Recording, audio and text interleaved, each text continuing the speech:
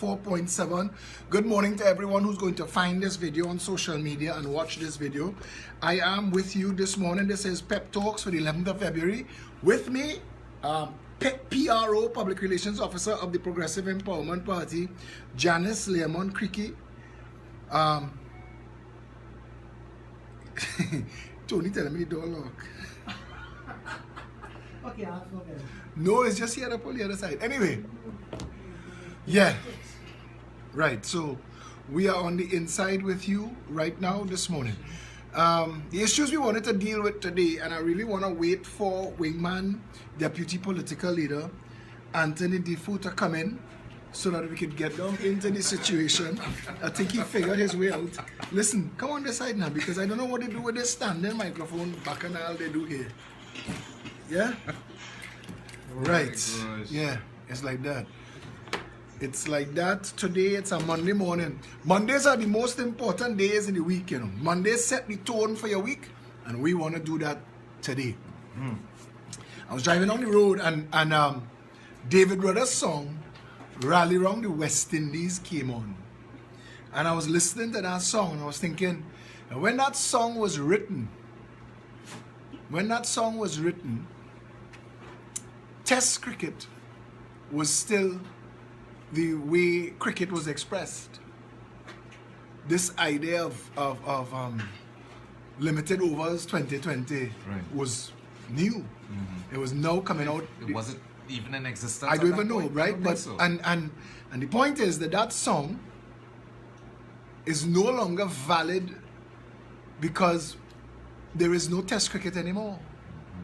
Or none that I am aware of. I don't know when was the last time you heard about a test series or a test match. The way test cricket used to dominate the conversation. And it got me to thinking at how inevitable change is. How inevitable change is. Janice, you have Tony's mic open. Yeah. Tony, you could go ahead and say a good morning, Hello, good morning, Trinidad and to Tobago. all your followers, your future and past ex-wives. I don't know which microphone to This use. boy just like trouble. Mikey K, where's the original stand? They gone with that? You seen it anywhere in the studio? No. Mikey, where do you remember that? I feel like Billy Joel singing into a mic. Trinidad and Tobago. I should move seats. Maybe I should go on that chair. What do you think? Watch boy, we doing it for you. Anyway, Pep talk. let me get on into the conversation. Yes, all because kind of thing going on. Because yesterday we were talking, and we were discussing issues like how unmanaged this country feels. Kind of like this broadcast this morning. I walk in the studio and everything changed. I'm just trying to get my bearings. And how unmanaged the entire country feels, because nobody feels like this country is being managed. Nobody feels. Everything is after the fact. Everything is a question after the fact. You bring up a story today, and all it does is ask questions. If you bring up the story of the 19 little Venezuelan girls that were smuggled into Trinidad to be used as sex slaves, it begs the question, where was immigration? True. Where was customs? True. How would they allow? How did they get them into Trinidad? How in a country this small could a gambling casino be offering sexual favors as a part of the thing, and nobody in Trinidad and talking about that? How did these things happen? How was there no follow-up? Any issue that in the public space that you could bring up today and you could ask a question, it begs other questions, and all of those questions lead to the deliberate mismanagement of the country. Nobody could say today that they believe any part of this country is properly managed. Yesterday, this young lady, Sunita, who had the problem that she had in the Marabella Health Center, that had to put it on blast on social media to get the Southwest Regional Health Authority to react to the issue, that shouldn't have been that way. It's a level of mismanagement that's almost toxic. You know, when you look at what is going on in every sector of our society, Not working. purposely. Because it's confusion and frustration, that whole system. Do you feel like the country is managed? How is it managed? How is it managed? I just spent an I hour and a half in traffic now. Before we get into the issue, I want to ask Trinidad and Tobago. I know it earlier. We don't take calls so early, but I want to start taking calls this morning, early o'clock, because I want to set the tone for what we discuss today. Do you think that Trinidad and Tobago, I wonder if Satish left that caller thing that he brought last time? Hey boy. The caller thing. He's setting up and operating this. The special He's setting up and operating this thing. I will check and see now in my bag of videos. Yes, he did. So that people will hear the callers. Because they were very excited about being able to hear the callers last time. But the question I want to ask Trinidad and Tobago, and you could call in on 628-9595 and 628-3131, is the question we want to ask this morning. To those of you watching on social media, I apologize for the shakiness of the camera as I plug in this thing that is supposed to...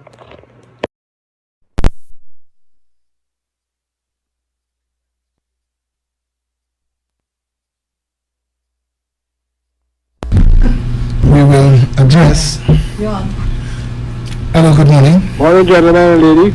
Good morning. Good morning. Mr. Philip, if the PEP wins the next election, please don't take the Ministry of Sport. Because you say you want to know when last Test cricket playing. Presently, Trinidad West Indies playing England in the Caribbean. Where? They are leading the two-set series 2-0.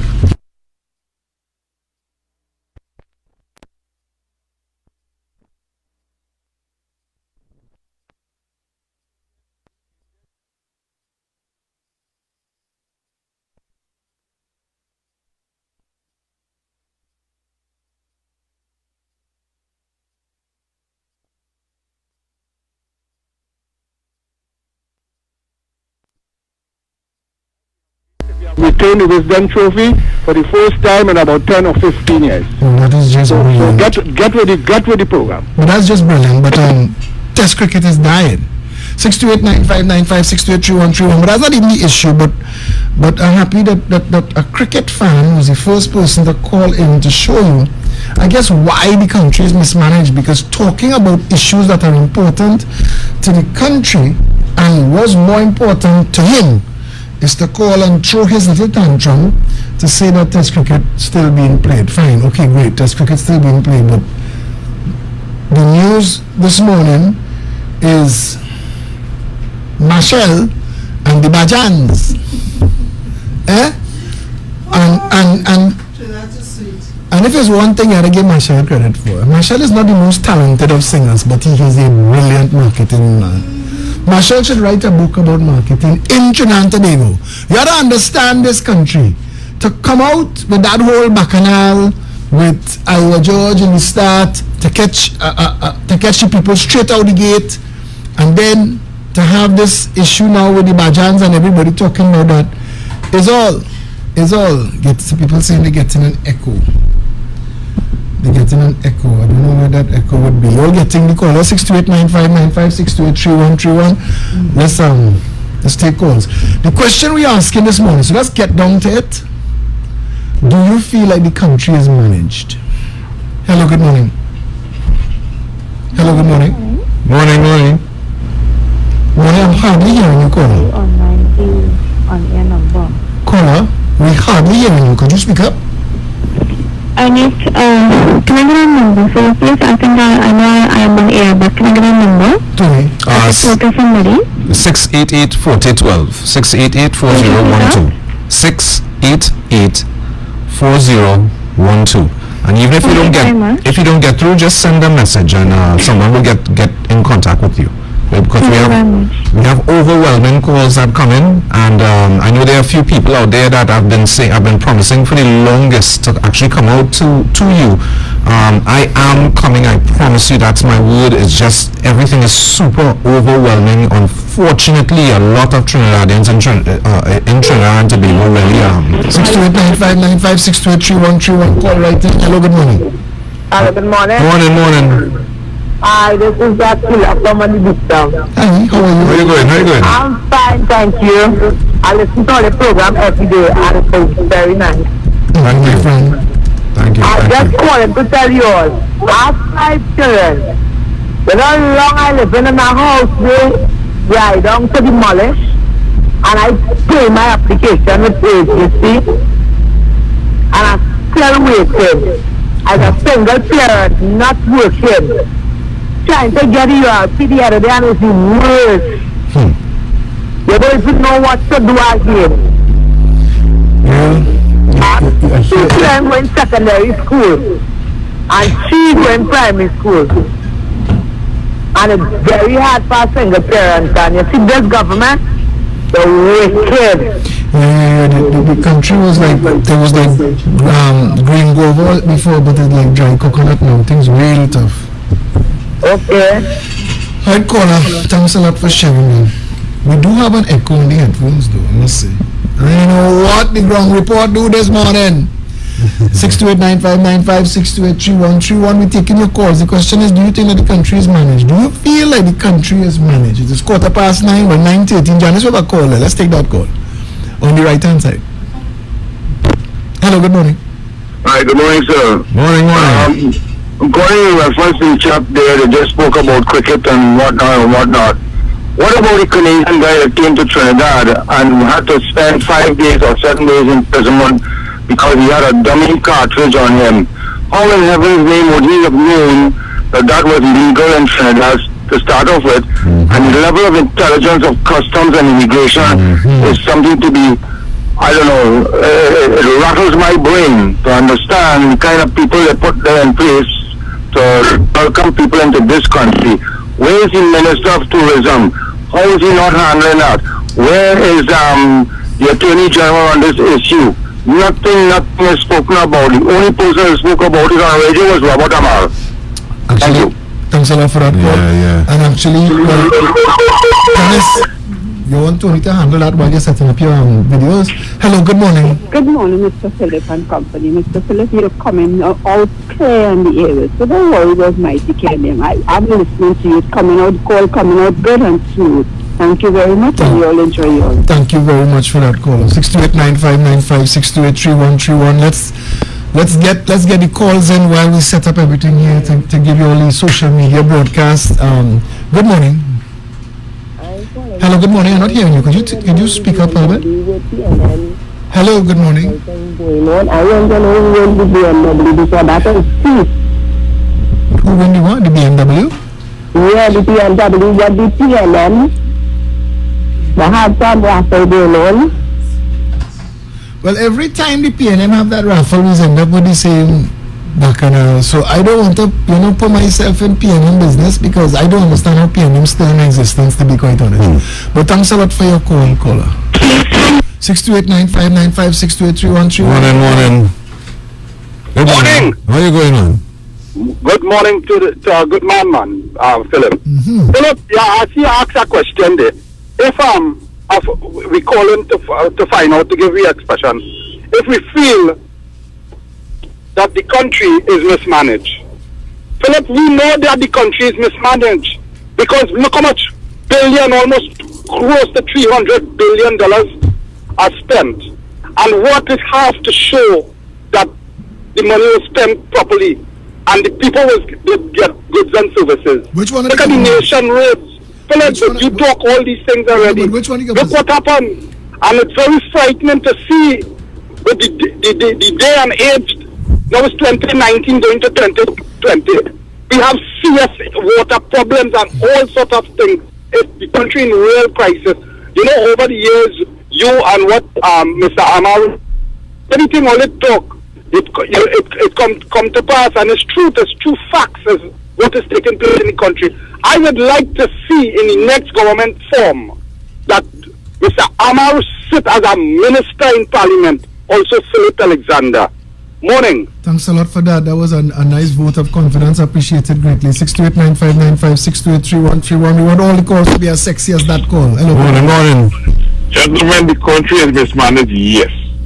That is clear. But the question is, would anybody else do any better? And Mr. Alexander will lose the deposit. Don't listen to people. Okay, so let's talk about that. Would anybody else do better? That is the result of a people so dumbed down that they believe that they should fight for their abusers. That's what he just called. To say you will lose your deposit. To him, he did something. If he's not a paid caller, to him he defended his current circumstance that cannot get worse. It is deteriorated to the point where the average person does not feel like they have a chance at a life.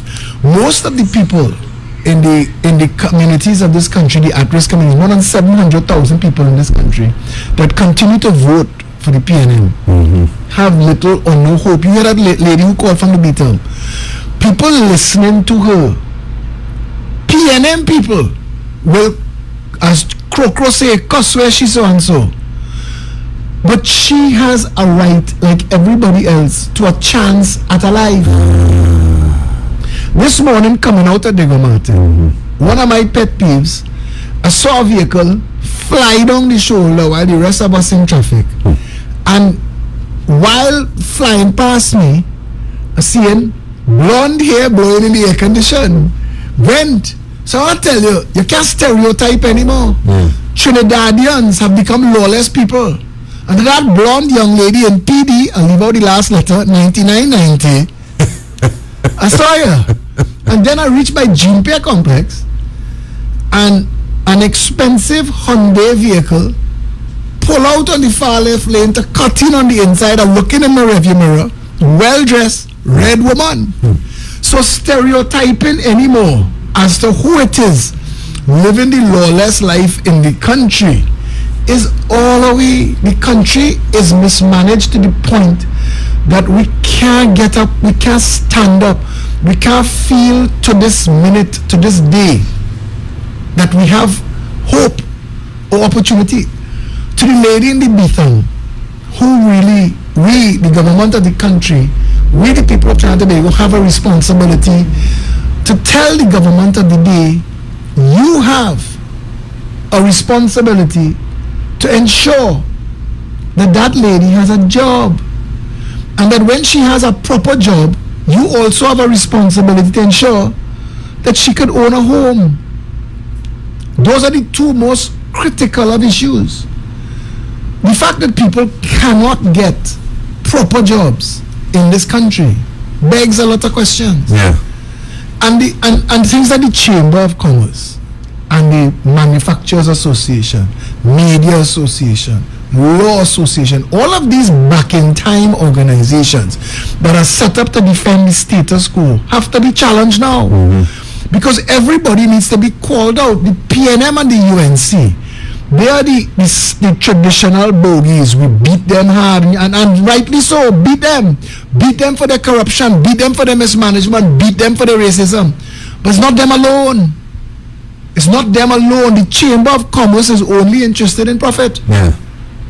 The Chamber of Commerce doesn't give a hoot. All these little clubs, as they call it. All these clubs, Chamber of Commerce, you're talking about downtown Merchants Association, or what you want to call it. I have a new fan, a fellow by the name of Emil Krong.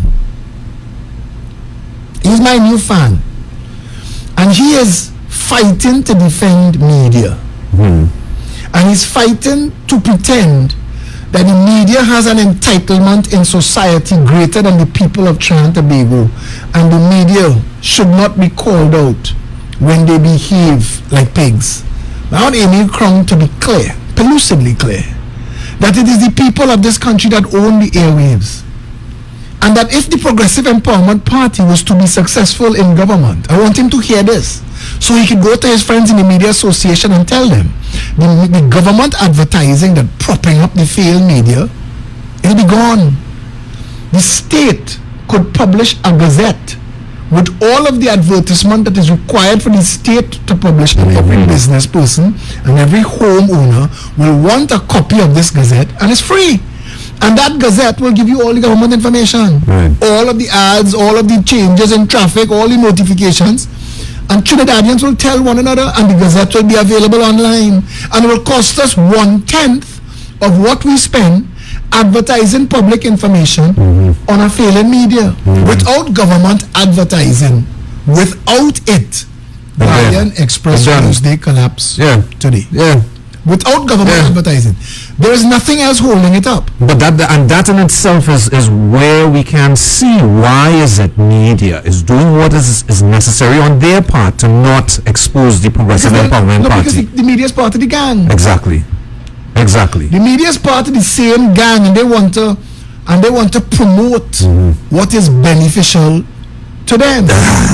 They want to maintain that status quo. The Chamber of Commerce wants to maintain its status quo. And that is and you know the repercussion is to that is that the people are not getting their just dues in information that is due to them. That is their right as a Trinbagonian, right? Because you said it just now, the license all these media companies running with, it is owned by the people. You see, NC3 and TV6 would be there in a heartbeat if it wasn't a government advertising, and I want to tell you this again. But it is time that government removed any and all advertising. Any and all advertising that is propping up media, especially media that is functioning as political operatives. You see, what Emil Crown is missing is that media can't be both press and politician. Right. You can't be both. Right. You have to decide. And if you're in the political guile fighting political parties, then you're a political party. I remember Basleo Pandey told Ken Gordon, declare the Express a political party and come in. You can't be standing outside pelting big stick, and when you get stick back, want to play you going in the court and say you can't call a journalist or a talk show host, because they're not journalists. That one is not a journalist. Hema Ramkisoon is a talk show host, and you can't call her a pig for her piggish behavior. So he wants the court to adjudicate if Hema Ramkisoon's freedom of speech is more important than mine. And I find that I am very interested in finding out what the courts of the Republic of Trinidad have to say. Yes. Because we have a constitution. And that constitution is more important than every little strutter stunter, including Emil Crown. That's right. Who is using his little whatever. Boy, they know. They don't know. Oh gosh, Trinidad. Hey, we will expose it. We will give you truth and take us to task. I'm telling you, Trinidad and Tobago, let's bring it out into the light. Let's bring the facts on the table where you could see it, dissect it, know, understand. There's the whole reason for this exercise, you know. There's the whole reason why there's an existence of the Progressive Empowerment Party. Because if everybody was doing the work, we would not even be here. All these PNM people who want to call and defend Rowley, they wanted to cuss Rowley for Manning. Remember when Rowley and Manning had fallout? All of them pick a side. The PNM is still ultimately a cult, and whoever's leadership, they will close ranks around. But Rowley's not their first choice. Rowley lost his deposits in Tobago. Rowley, all the way from Mason Hall, Tobago, couldn't win an election where he come from. Had to go in a voter-padded HTC, Bego Martin West, to win an election. Imagine that. Under Manning. And the truth is now that people see Kid Rowley for who he is. Rowley can't win our next election in this country. He can't win a bingo. And we're here to challenge him now.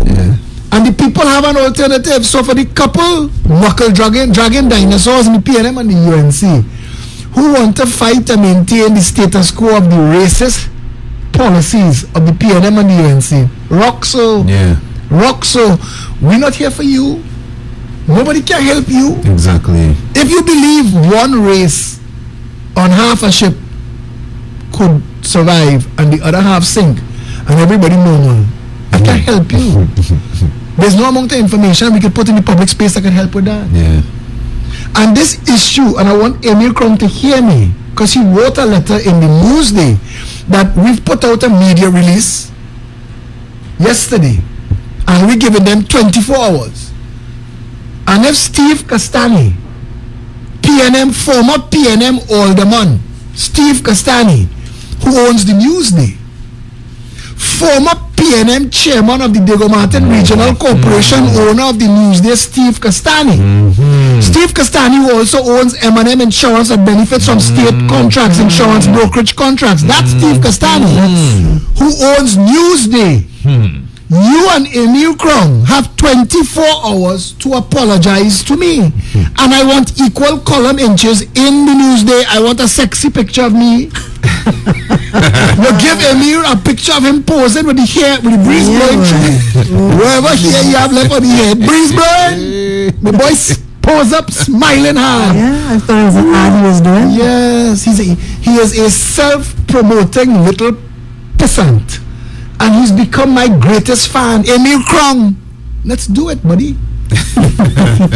I'm waiting on your apology. If not, you will have to pay for your defamation in the same court of law that you're trying to sick on me. Because I, like everybody else in this country, could watch the Prime Minister and say, but he behaving like a jackass. That is my right. Exactly. I can make him a jackass. And if he is not one, if he is not behaving like one, everybody got them. What's the police talking? Is the man working hard? Not one person yet has been able to stand up. If I say that a journalist or a talk show host is carrying themselves like a pig, Trinidadians have ways we express ourselves. Communication is the art of me taking what is in my mind and putting it in yours. A word itself can be illegal. And the day George Carlin challenged the Federal Communications Commission in the United States of America, the entire idea of obscenities collapsed. There were no bad words. And he read on prime time every single obscene word that he knew. And he asked them, show me where in a law this word is illegal. Show me where in a law you cannot say. It's like when me and Fazir, when I was on Fazir's show, and Fazir say, but I want to talk to you about calling Prime Minister jackass. I said, the whole of Trinidad know he's a jackass. Fazir say, but you can't call the Prime Minister jackass. I said, but everybody thinks the man is a jackass. The PNM watching that exchange got incensed. Now the head of the Telecommunications Authority, Dr. Prince, is a Balize juice drinking PNM sycophant, and wanted to challenge if the word jackass was against him. No, I said Mary wrote to Bethlehem on a jackass. It's in the Bible. Shut every church down. Shut every Sunday school down. But you see, I grew up in a time when gay meant happy. Whitco gay desperados left Trinidad, went on tour in America, and came back as Whitco desperados. Because when they found out that gay had a different meaning all of a sudden. But it's the art of communication, it is the science of communication, it is being able to take a word and give it a meaning. And when I say it to you, because for a little while there, gay meant two things.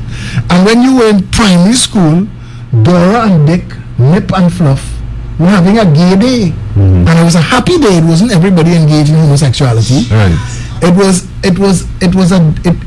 then exuberant happiness. Gay, frolicking in the meadows is the image that would come to mind.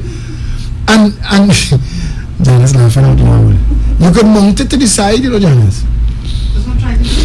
Yeah. Tell this way, so I could have the phone up this way. It really is a challenge, yeah. Well, it's a challenge. But we'll open back the line 628-9595, 628-3131. And if you want to call in, because we're interested in having your opinion, as you say, like that. Do you think the country is managed? I don't want to know if you think the country is mismanaged, but do you feel like anything is managed? You can take the call. Morning. Hello, morning. How are you going on? Very cool. I want to speak to the gentleman on the next who talking. Yeah. Good morning. Hello. Good morning. You hearing me? Yeah. Hello? Yeah, we listen. Go ahead, talk now. Well, what I want to add to all your conversation to the PNM is, since the PNM come into office, the fire service hasn't recruited nobody from the outside except sent from ministers. Nobody, no public person. You could say that, caller, but unless you have a letter, a stranger can. Caller, unless you have a letter, caller, unless you have a letter or a memo or a text that you could screenshot and send to me, I cannot accept that as fact just on your word. You understand that? On the radio. Yeah, I understand. You need to be able to send it, but you know, if you have a memo that say that, we will put them on blast. So I would like to get that information. If you could get that information for me, send it directly to me, yeah? Alright, okay. Have a great day, my friend. 628-9595-628-3131. Let's take that call there, Tony. Hello. Morning. Yes, good morning, gentlemen. Where are you going there? Let me watch the Grammy last night on CNC. No, girl, I don't have. Oh, yeah, no time for that. No, I don't have local TV. I just have internet and I watch Netflix. I didn't work on Philip, it was great. Imagine if the football thing will happen donkey years when they had the football and every minute of the advertisement they gave for what? What that had to do with the Grammys? They only talking about they fill up the stadium and they never talk about the money and all the money that Piana, Philip, it was great. You mean like political ads? Yes, no, the football, the track one and all that, the ad. Without those, when the Gram today ad. The only second with all of us want to know when they come up with just went over. What is the purpose for bringing that when the Grammy going on and cutting up advertisement? because nobody else wants to advertise on CNC3. It's either Sabra companies and the PNM, and that's it. And the cut it from the cable, we have to watch it total CNC3 Grammys. Because you're living in a country that's trying very hard to be Venezuela, a little dictatorship, and girl, we're going to fix that. But thanks for your call. Okay, thank you. Have a great day, my friend. 628-9595, 628-3131. Morning, caller. Morning, gentlemen. How are you going, sir? Philip, first time I'm calling your show. I want to see, I know all you know the fact, the reality of the situation in this country when it comes to governance. It is highly racially still motivated, unfortunately. And no matter what you do, no matter what UNC do, if UNC, let me say by some magic wand, they bring back this country to, you know, to let me say a good state. Let me say they put 4 dogs in Lavanti and they make it stick a pen. No, stick a pen. Because you can't say that. And we can't allow you to say that. And it's what I challenge Hema Ramki soon for saying. Stop telling people, stop judging the country by your standard. Are you racist? Me? Of course not. Are you going to vote based on race? No, I have never voted. But if you had a choice, would you vote on race or would you vote on delivery? I will vote on performance. Then let's start with you. Let's start with you and let each and every one in Trinidad and Tobago express themselves to be able to vote based on performance and promises of delivery. 628-9595, 628-3131. Morning. Hi, good morning. Good morning. How are you? Okay. Listen, I saw this article in the newspaper about the police visiting somebody's home because the wife make a complaint about a domestic situation, and then they came back and arrested the man. One police got a broken hand. The man was shot and killed. It was in the news, and I think that's really, really scary. Apparently, the police went, that's the wrong man. That's not the man who they were looking for. And then, obviously, the man will fight up. You come in a house and you're not showing me a warrant, and you're denying that. If the story that I'm hearing from the family, correct? That is really... Caller, I need to interrupt you for a second. Because the Commissioner of Police put out a release, a video interview, where he said that there's going to be an investigation into that matter and that people shouldn't be judging one way or the other the situation until we have all of the information. Do you agree with that?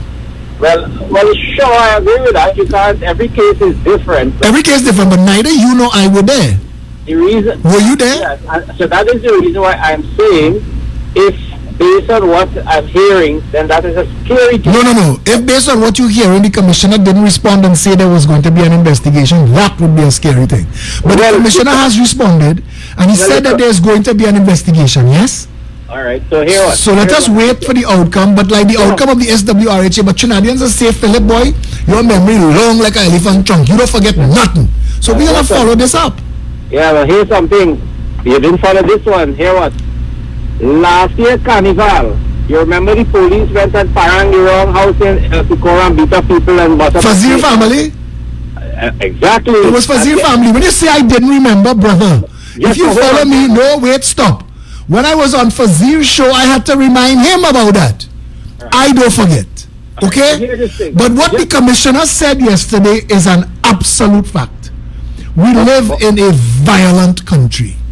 And police officers are going to make mistakes. And I'm not saying any of those things are mistakes yet, but we have to allow the commissioner the benefit of the doubt to do the investigation on his watch. Yes? You see, I need to know. I need to know, because if you just want to rant against the police, then this is the wrong show. Because at the end of the day, we need police and we need a proper police service. And I believe that Commissioner Gary Griffith is the only opportunity we have to get to there. Hold a second. I am not disputing that. All I'm saying to you is this. When I hear words like that, when I have proof that 1 year gone, and we have not heard anything from If you have proof, you see that word proof? My number is 682-2110. You have proof. Give Philip Edward Alexander your proof, and it's a horse of a different color. My number is 682-2110. After 12, when the show is over, give me a call. Philip, here is the proof. I can't say it on the air. But 1 year ago, after they parang the wrong house. I hear when it's funny, they parang the wrong house. Ha ha ha.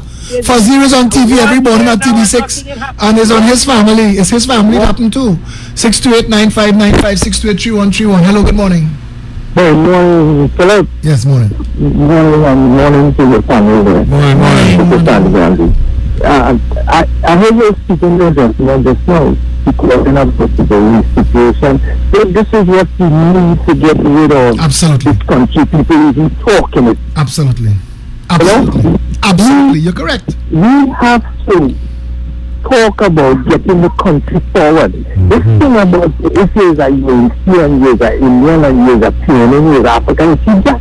But he needs to talk about that. The country is too well mixed up for that. On another it's Africans and Indians, they deceive passing together. Every other time, besides election time, when there's some politicians trying to separate for their own greed, we have to stop that. So we have to stop that. And I think you, man, can help stop that. It has other parties, other small parties will come and these PNM and the UNC, we have to push them.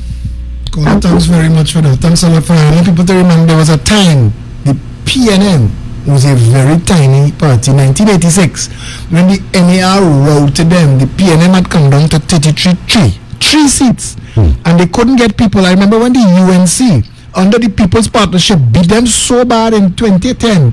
Rowley called a meeting in St. James, closed off Bonds Road in front Charlie's Black Pudding, and couldn't get 10 bottoms to put in a chair. 2 months later, they had a local government election in July and beat them again. PNM easy to beat, you know.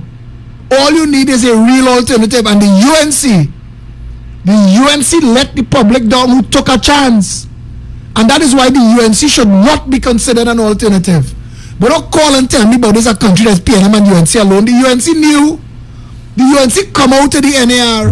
Pande form UNC. Time for UNC to go. Time for PNM time to go would have been a long time ago. Long time. It is time for a better country. Long time. Stop isolating yourself. There's life outside of those two failed racist ideologies. Morning, caller. Hello? Yes, good morning. Morning. How are you going on? I'm okay. How are you? Well, I'm making no sort of noise right now. I just calling to make a point with you. This water situation in Trinidad, I don't know what to say. They had the water racing by thousands of gallons right up there in Chaka River. And they're not sending the water. They're sending you water and they're giving you a ticket if you use it. Caller, do you have the I believe that there is a deliberate thing they're doing with this water thing. Because remember Granville Water Works, Randall Water Works in Figures. Listen to your caller. They used to have water day every day and during the year. And when parents closed it down, you know what happened? They had a sell water truck and then no water. Sometimes no water in the day, no time. And they say that was good. Yeah. If they open back that water, we'll see just like that water plenty. All of that in the works, brother. Send us some information of you, including pictures of the wasted water. We would appreciate it. Yeah? All right, caller. Alright. Okay. All right, man. And when you're calling, everybody, when you're calling, listen to us on the phone and not on the device. I know you want to hear yourself sounding all cool and sexy on the radio, but there is a little bit of a delay, and that delay is going to cause you to not hear what we are saying. 62956. Morning, caller. Hello. Morning. How you going? Yeah, morning. Hello, good morning. Yeah, Philip. Yes, morning. Good morning, sir. Go ahead. You hearing me, caller? You hearing me? Yeah, I'm hearing you. Okay, good morning. Good morning. I just want to clarify something. Weren't you member of the PNM in the past? No. No? No, but I So voted. you have any history with the PNM? I marched for them for Section 34. I was part of the round table and I voted for Rowley in 2010. Right. Okay, no, I just wanted to clear up that. How was it, sir? All right. Bye.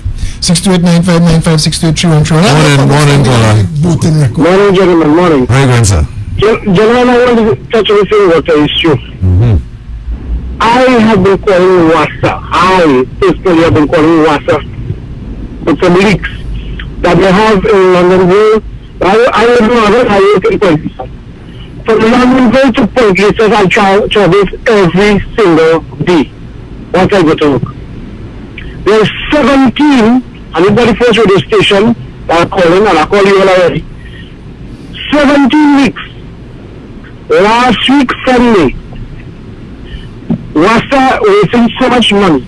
They paid a fella with people to drive around in a van.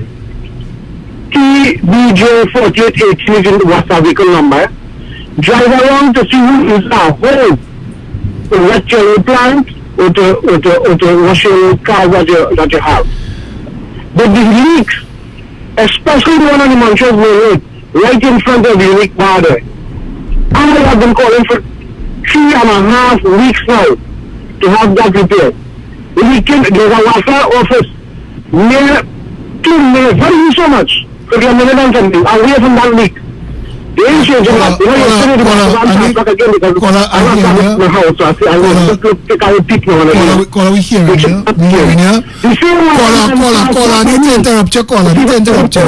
Bust that call, Tony. Caller, I need to interrupt you. I need you to not use the call to call in and just tell all your problems. I want you to understand, 1.4 million people have the same problem with WASA this morning. The issue is not burning up the radio waves. If Shame was going to make WASA work, they're working 20 years now. Shame any job.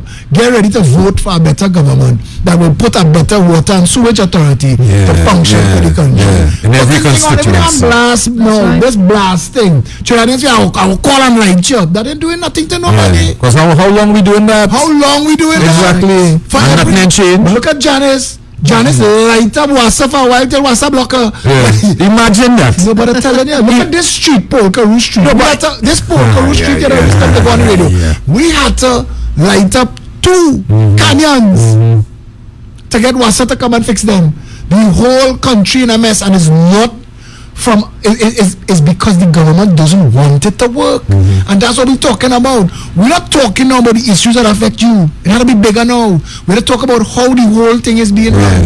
On a national level, because we need to fix it across the board. If you was in a maxi taxi driving down the road and the maxi taxi hit in every pothole, if you don't get out of maxi, the next morning he stopped for you and said, nah.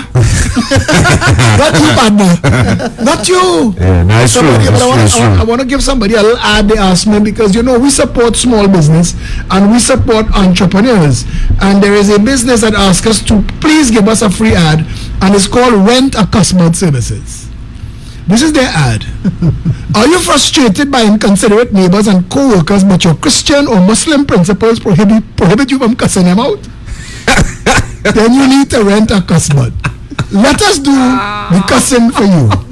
Our team of expert cussers have been proudly serving the Caribbean for over 20 years. We could cuss your boss, your girl, your friend, and even that early Sunday morning man with the weed whacker for a small fee. Why settle for strips when you could get a trained cookie eye badge on to do your cussing? Sit back in the comfort of your home and leave the cussing to us. We even cuss Chiran, Tanti, and anyone on your hit list.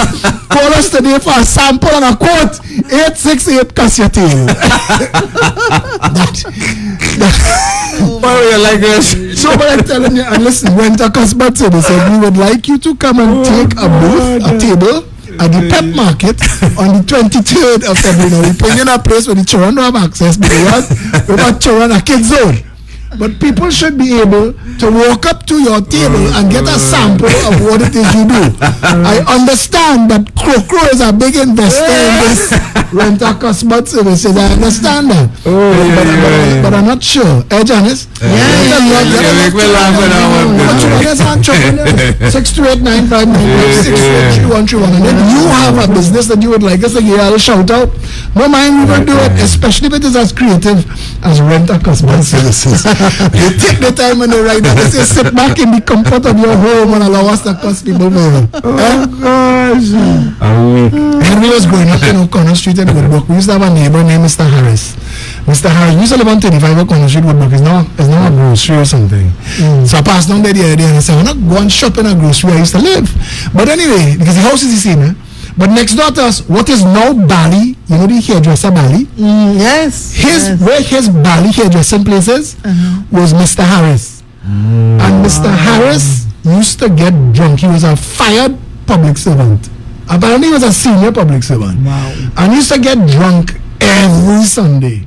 And cuss a coconut stump in his backyard and chop it with a chicken. And apparently he and Eric Williams had fallout and he used to cuss this stump like he was cussing Williams. But that was the problem. My father is a fellow that believe, I don't know any other families, your family might have gone through this, but my father is a fellow that believe when your belly full with Sunday lunch is to sleep. That's right. Whole family, we grew up Sunday after lunch, get in your bed and sleep. Sleep. So, and when this man used to start up with his cousin, I used to hear my father stirring in his bedroom. Now, my father could handle himself in the days. My father was a fella. One Sunday, Mr. Harris was real cussing. And my father strips in his bedroom. I pulled the cover over my head because I say, this going on end bad. And I don't want to be collateral damage. No joke, And Mr. Harris still cussing and my father still strips in. I say, oh God, maybe this man only get off there. I try to sink into the mattress. Mr. Harris felt a chop, whap! My father foot hit the ground, whoop! I say, oh God, we dead. We dead for sure. My father walked past my bedroom door and your boy just trying to be invisible. I was passing this much at all. We had a 2-story house. My father climbed up on the window and opened the window and cussed Mr. Harris. No, my mother got me for telling this story. That kind of family story. But everybody who grew up on O'Connor Street, when I grew up on O'Connor Street, will remember this story because it was legendary. Every time Mr. Harris cussed, my father cussed him back. And the two of them cussed for about 20 minutes. When they're done, you could hear yourself sweat. Not even the birds were singing it. But a dog. Everybody quiet. Everything. Listen, it's like, you ever see the scene in a western when the tumbleweed rolling? It's like that. It's like that. No, serious. Nobody ain't talking, brother. I pass out, you know. I fall asleep. My sister come and wake me up, bacchanal in the road. And I wake up and I remember, wait, that custing, that really happened. Gone outside Sunday afternoon, all the neighbors in the road and an ambulance outside Mr. Harris' house. Mr. Harris got a heart attack and dead. What? I'm not sure. Right. Better. And I tell myself, my father cussed this man till he dead.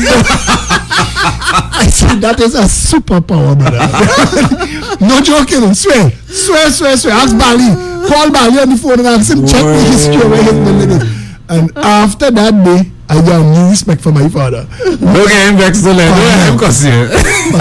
Listen now. If a man can cuss you till you're dead, the first time I was young, and Mrs. Harris is the one who said to my father, you cuss the man till you're dead. Now you tell me. But the neighbors was telling my father, you know, if the man didn't dead, he was coming and tell you thanks. Because he overdue to get put in the place because he was doing that for a while. Cousin Williams, drunk no tail. Hey, Woodbrook, growing up in Woodbrook, I think you have a crying. Yeah, just come my idea. You know, but growing up in Woodbrook was my father, if he knew that he could have created a business to rent a customer, so we have the champ and come in your club. You have a group of people calling him. Alexander, come. We need you. We have about 3 people in the street that need a good bus. 9:52 on the 11th of February. 6289595 6283131. That's further. A little humor, a little lightning. When I go, my mother said, well, it's everything in the family that's going to put on Facebook. So, and now it's on the radio. So it worse. But my father come from. Okay, the switchboard light up. Everybody want to call and tell their story. Take anything. Take all. Morning, caller. Good morning. How you good? This is Toko Sandy Grandi. I didn't mean to call you back, but I had to call you back. Toko Sandy Grandi, yes, man. Yes. I had to call you back, Philip, because you hear that story you just told. You make me laugh. I never did that. I didn't know that you were from Woodbrook. I'm from Woodbrook too. You're like serious? Yeah, I was born at 30 Alfredo Street between our Peter and Rising Road. Opposite the Bronx. He was in the big shot part. Lower was the rough version of the 1%. Hey, big papi, boy. Above our Peter Avenue was the sufferers like me. But those who live in lower Woodbrook had an accent. You never lose your Woodbrook accent. Are you hearing it now? Let me tell you something. This is why I was so upset and I have to call in the radio station to tell them, because Philip, living in Woodbrook as a young fella, that was the Trinidad I know. And how people used to live. Love. Love and cuss. Love and cuss. No, but you're right, and that's a country that we need to bring back. Yes, we need to bring that back. Philip, let me tell you something.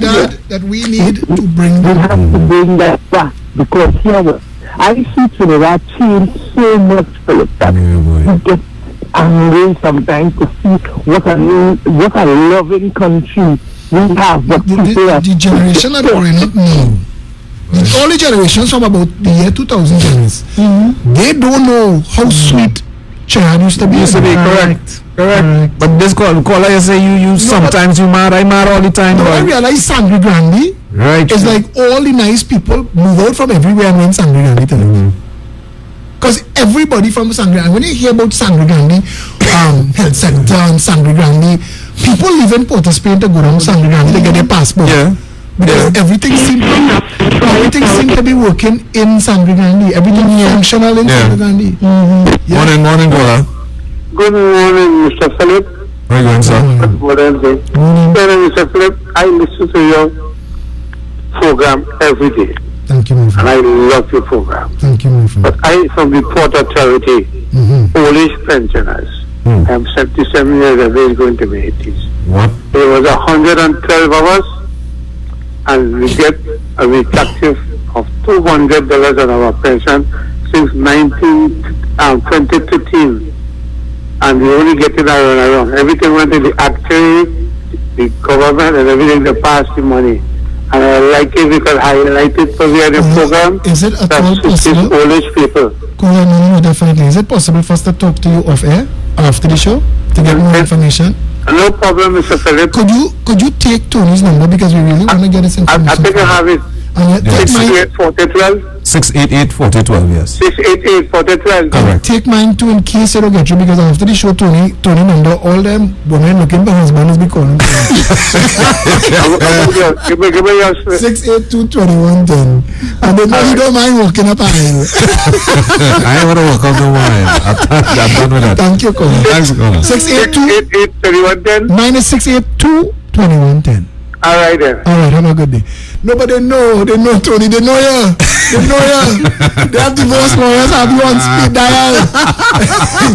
And you're on the Christmas list. You're on the Christmas list. Send Tony a card now, man. They call it over.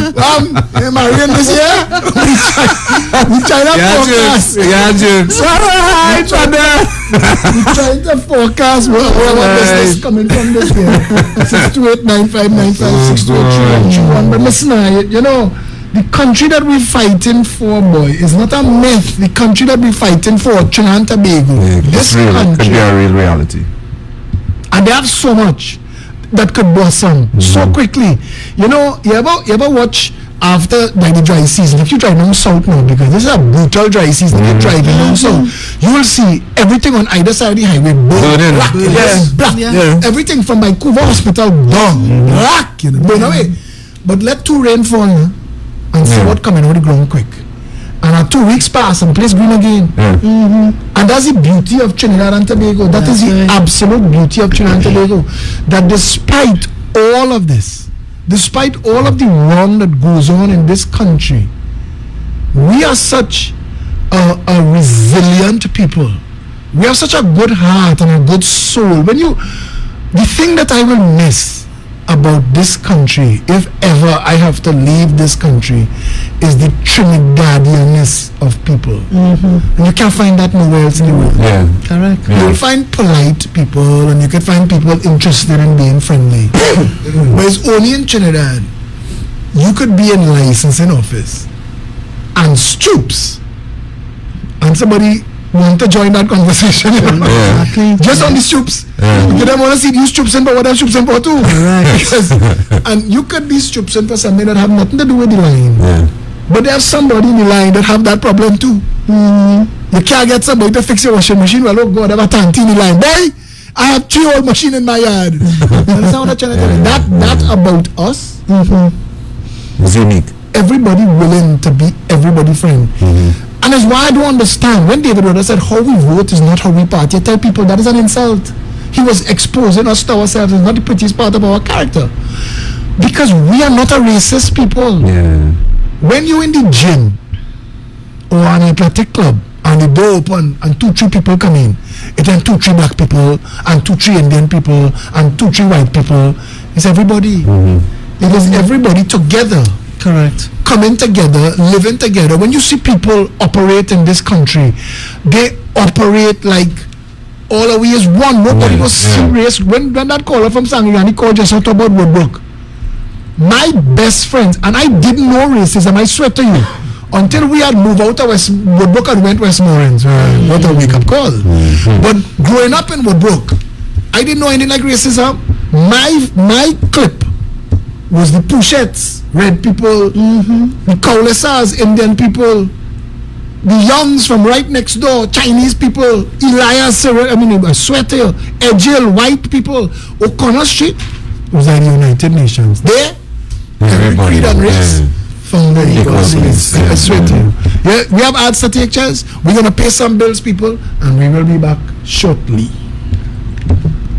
More FM Limited, its owners and associates, accepts no responsibility for statements made by the talk show hosts or their guests. More FM Limited does not endorse any of the information provided during this commercially booked segment as the truth. That you have to judge for yourself. We, however, reserve the right to question statements made. But in this time of misinformation, government-controlled media and corruption, it is sometimes hard to get the truth. But we must try. It is not our intention to discriminate or annoy anyone. We believe it is our constitutional right to free speech, to voice our opinion, and our duty to the population and country to expose the truth More FM Limited takes no responsibility for the opinions of others. This is a paid political program on M104.7 FM. It's Carnival Fever at M104.7 FM. It's Carnival Fever.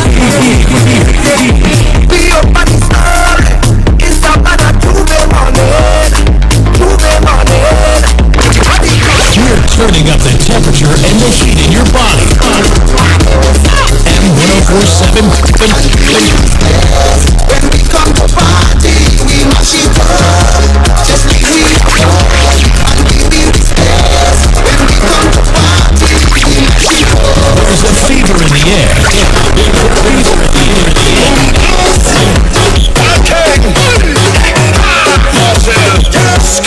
Trinidad and Tobago. M104.7 FM Carnival Fever is taking over TNT.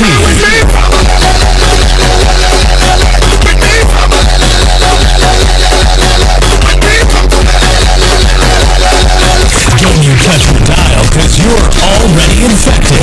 Carnival fever, running in the air. So drop, I got the fever drop, I got the fever wave, I got the fever wave, I got the fever run, I got the fever run, I got the fever wine, I got the fever wine, I got the fever. 104.7 FM Carnival Fever is blazing hot. Hot, hot, hot, hot, hot. The ambience is terrific. The atmosphere is great. The environment, cool and refreshing. Welcome to Kaiser House, featuring Sandro Valentino, Explainer, Mutata, Boza, Chucky, Farina Shade, Tweedo Carter, Mr. Shakti Diamond, Piggy, Brother Resistance, Broad Boy, and more. Kaiser House, Kaiser House, Kaiser House. Eastbourne, Savannah, I was at Napa. Grand opening this Saturday, 9th February, and continuing nightly. Showtime, 8 p.m. Your MCs, Tommy Joseph and the Bell. Music by Cummings and the Wailers. Kaiser House, Kaiser House, Kaiser House. The only Calypso tent where excellence is a tradition. Monday, Tuesday, Wednesday, ladies' night, 2 people on 1 ticket. Sangre Grande, get ready for the most entertaining show in Carnival. Calypso Spectacular through the years. Come and enjoy sweet nights of music from then till now. Sangre Grande, enjoy legends and current superstars like Nelson, Boza, Ronnie McIntosh, Nadia, Baron, Explainer, Pink Panther, Farmer Nappy, Spurunta, Tony Prescott, Super Blue, Trinidad Rio, Johnny King, and Rappy. Plus much more. Sangre Grande. This one is entertaining from beginning to end. Wednesday 20th, Northeastern College, Sangre Grande. By public demand, 2 persons on 1 ticket remain $50 off until Saturday 16th. Or until stocks last. Available at all LOCB Lotto outlets. Plus Cinnamon from Sangre Grande. Sponsors include Ministry of Community Development, Culture and the Arts, Swimcall, UTT, TV6, Trinidad Express, and more. 104.7 FM, the official radio station of Calypso Spectacular through the years. Sangre Grande. For more info, call 628-8700. This is Simo Winnings reporting live from Port of Spain. It's a mega invasion. Playway's brand new mega bonus ball offers an additional prize for no extra cost. This is an unbeatable offer. You win $70 to 1 with the mega ball. And now you also win $40 to 1 with the mega bonus ball. That's a 1 in 2 chance to win a mega prize. Play your mark today and win more mega for your money. Players must be 18 years and over. Please play responsibly. This is a paid political program on M104.7 FM. Yeah! Revelation!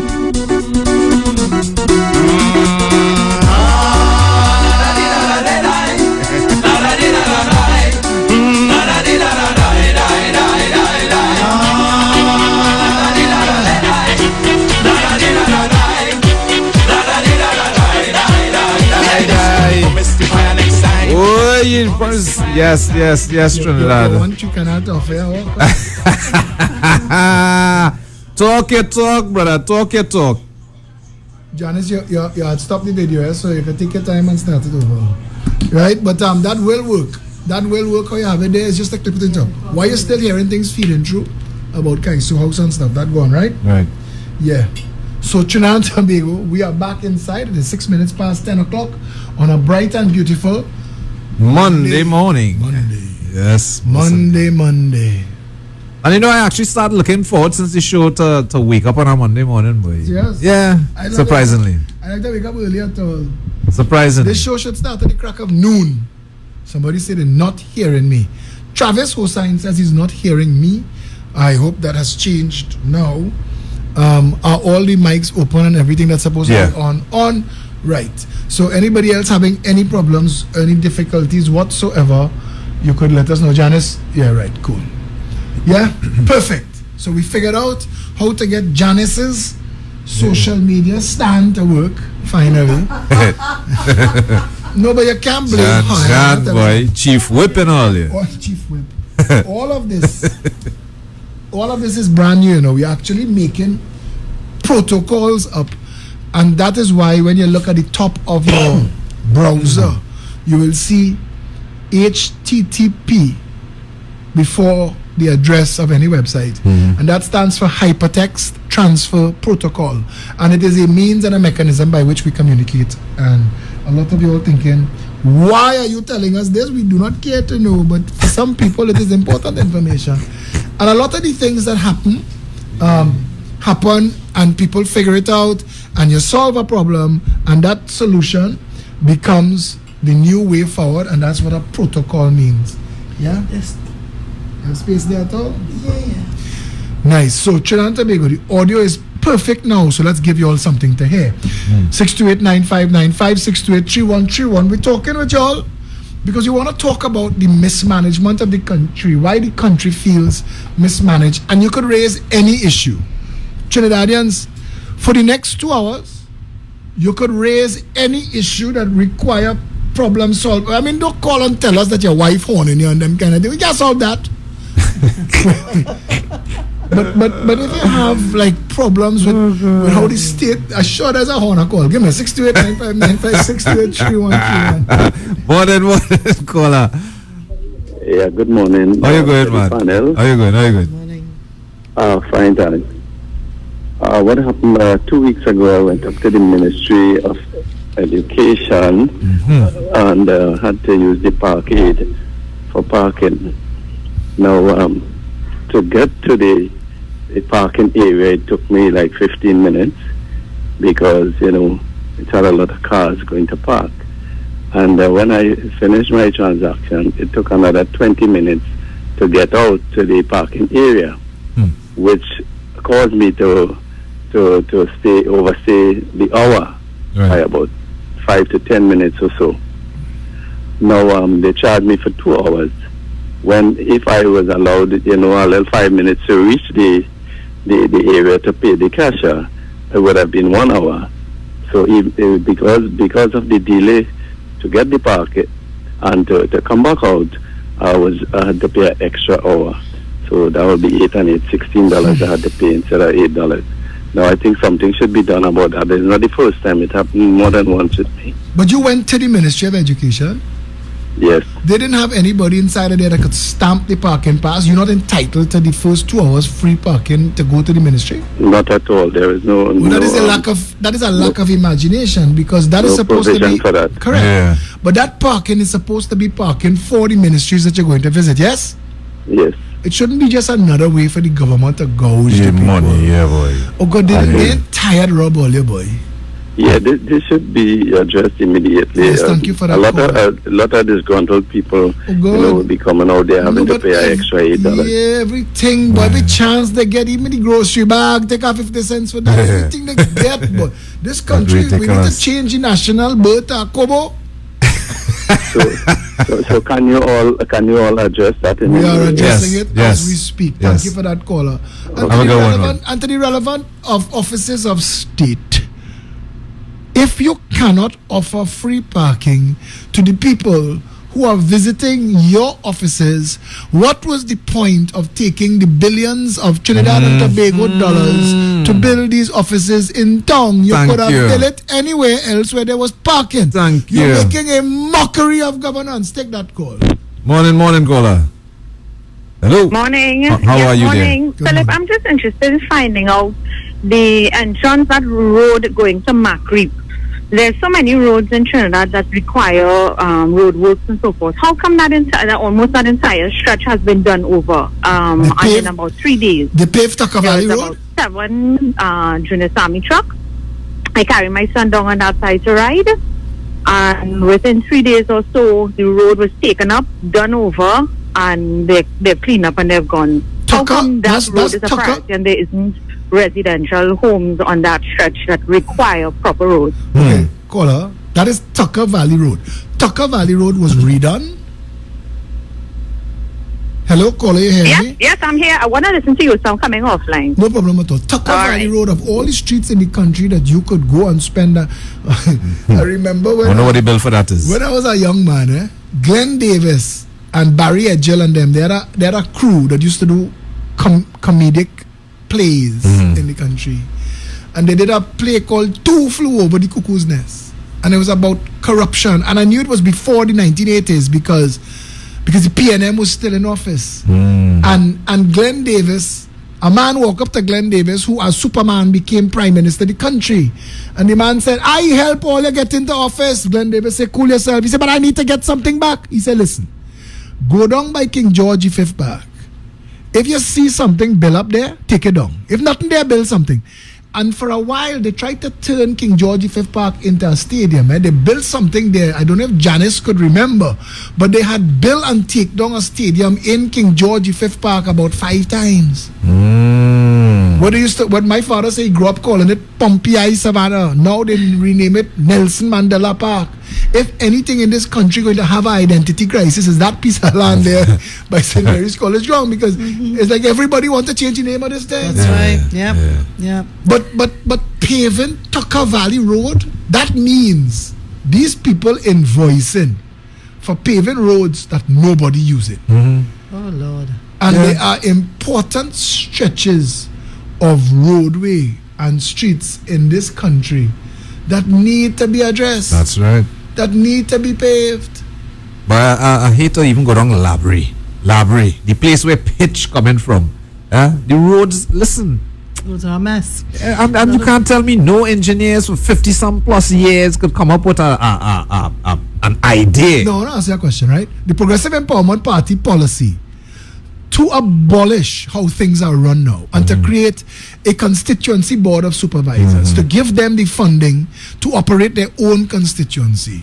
You trying to tell me that it is such an issue for them to create a supervisor of public works in every constituency to dictate what roads get paved and what pavements get fixed? And be aware, just to be aware of the issues within the constituency, man, where works are concerned, whether it's sidewalks again, like roads, potholes, it has to be redone. The entire regional corporation structure needs to be abolished. It's a waste of money. It's a frustrating waste of time. It's an archaic flashback to a time when people didn't understand how government was supposed to work. And we live in a world of responsive government now. If you are a supervisor of public utilities, all of the lampposts in the community will stand straight. The mess of cables that destroying your property value outside your house have 100 million cable. Half of them not working anymore, you know. Correct. The original cable that dead, you know. Yeah. TSTT have cables on those lines that dead. Because when they went fiber optic, all those copper cables dead. Why we don't have an exercise going through all the communities and taking down all the cables that have nothing to do, that are not functional anymore. Right. Just a simple thing like that will beautify the community. While you're taking down cables, because you will see the lampposts that need straightening, repositioning, fixing. Some of them twist in the earthquake, some of them twist with all the floods, some of them just twist over time. Some of them make out of wood and starting to rot. Yes. So while you taking down cables, you entering into a little digital format that all of y'all on, lamppost so on so main road that need fixing. Give them 3 choices: straightening, repairing, changing, or replacing, right? And then you would be able to identify and fix going down the road. The people will be seeing responsive government on a management posture, taking care of everything. That's right. Where you have a non-functional and failing regional corporation, you're supposed to have a supervisor of public works whose staff supposed to drive every street, walk every pavement, so that you know, because I'm telling you, Diego Martin West is a L. Diego Martin West starts at Bagatelle, drives all the way to Westmall, turns left and goes to Chagaramas. So I walked it 3 times in 2015 when I ran for elections as an independent candidate.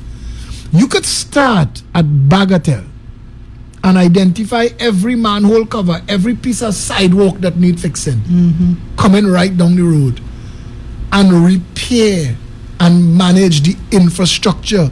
Something as simple as that eludes them.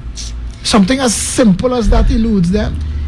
Very true. You know, we're talking about roads. I was listening to this station earlier this morning, and they were talking about the La Joqueta roads that are in dire need of repair. La Joqueta bad. Now, the thing about it is, La Joqueta's roads have been bad since the UNC days when they were in current government, as well as the PNM. And I don't understand how people not recognizing that. You're talking about but the change exchange, Janice, because the people had no choice. I understand. And this notion that some people want to say is either PNM or UNC, that have to stop. I agree. If they keep telling themselves, and I told a caller this morning, if you're not racist, if you're going to vote on performance, start with you. That's right. Forget what Michael Jackson says, start with the man in the mirror. Correct. Forget what you think everybody else might do. You vote properly. Yes. Yeah, exactly. But they need to understand that, because I was sitting down listening to the conversation, and I thought to myself, I said, you know, the roads were not even being fixed during the UNC time. How now are they claiming that it's going to be fixed if put back into current government? You didn't do it when you had the opportunity. Why would you do it now? Why would you trust that they would do it now? Exactly. You know what that is? That's like a woman who finally get fed up, get beat. She fed up, get beat from this man, and she finally find the strength and the means and the friends or the family member, because this is a thing people don't understand. For you to leave an abusive relationship, you have to have somewhere else to go to get your bearings, get yourself, and start over. Because anybody who's experienced the loss of your primary dwelling, you'll understand that just being able to stand back up again and start your life over is a task. Is a real task. It's a challenge. Yes. And there are friends and family who might, we don't want to get involved in this thing. This man is an alcoholic or he's violent. He could show up outside the house with the gang members, outside we house to cuss you, so he gonna be cussing me and my children sleeping. And we had to call police and take threat and all kind of bacchanal. People are loath to get involved in other people's personal relationships. So that when people take a chance and help you, you ought to be mindful. Because this man who used to abuse and beat you before, you just tell him about it, coming back to tell you, oh God, I changed. Yes. I went to the church, Father bless me. And I know now, I read a book, Deepak Chopra. Yeah. How to Love Without Lashing.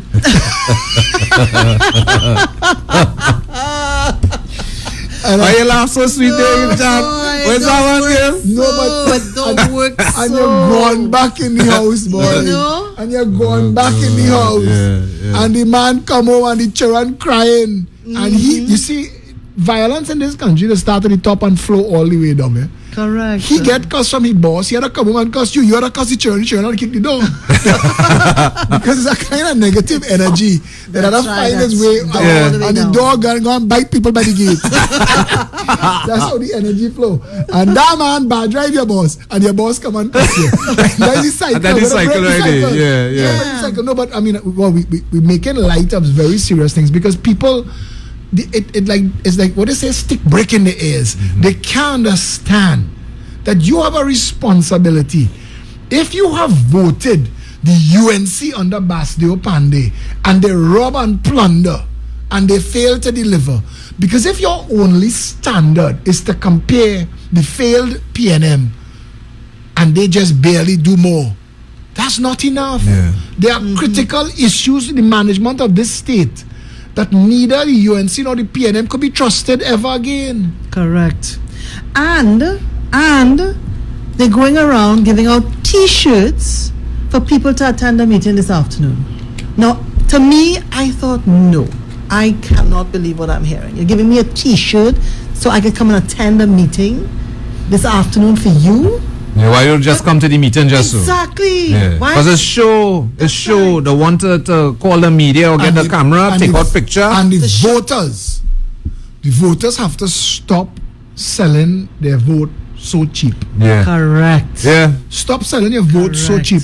A T-shirt and a two blues now is nothing. Boy, Philip, compared to 5 years. Boy, you're talking that just yesterday, Sunday.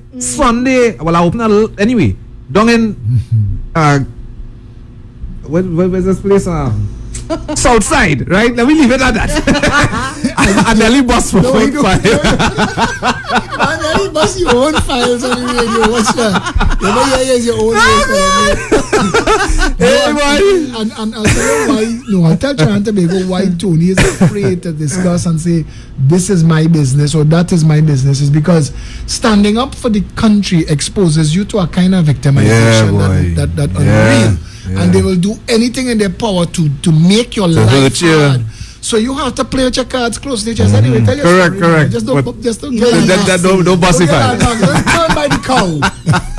No, but long story short is that I talked to a man where I were in South, and he's telling me that he still want to vote UNC because they are the less of the worst evil of the two evils. So I say to him, I say, brother, why are you even considering this when you have another option presented to you? Oh, that other option could turn out to be just like COP, COP, and NAR. I say, but at the end of the day, when you look at these other parties, where are they originally from? Exactly. Where did they come from? The Progressive Empowerment Party, is a rebranded branch of the NAR. NAR, correct. And people don't know that. That is the point. People don't know that. Because the voters too lazy. So it allows them to get fooled. The man who come and say the priest bless him and beat him again. All right, I'm going to take a chance. Yeah. And then, when you're gone back in a relationship and you're getting bust up and you're calling their same family who tried to help you before, they're not interested. What is it?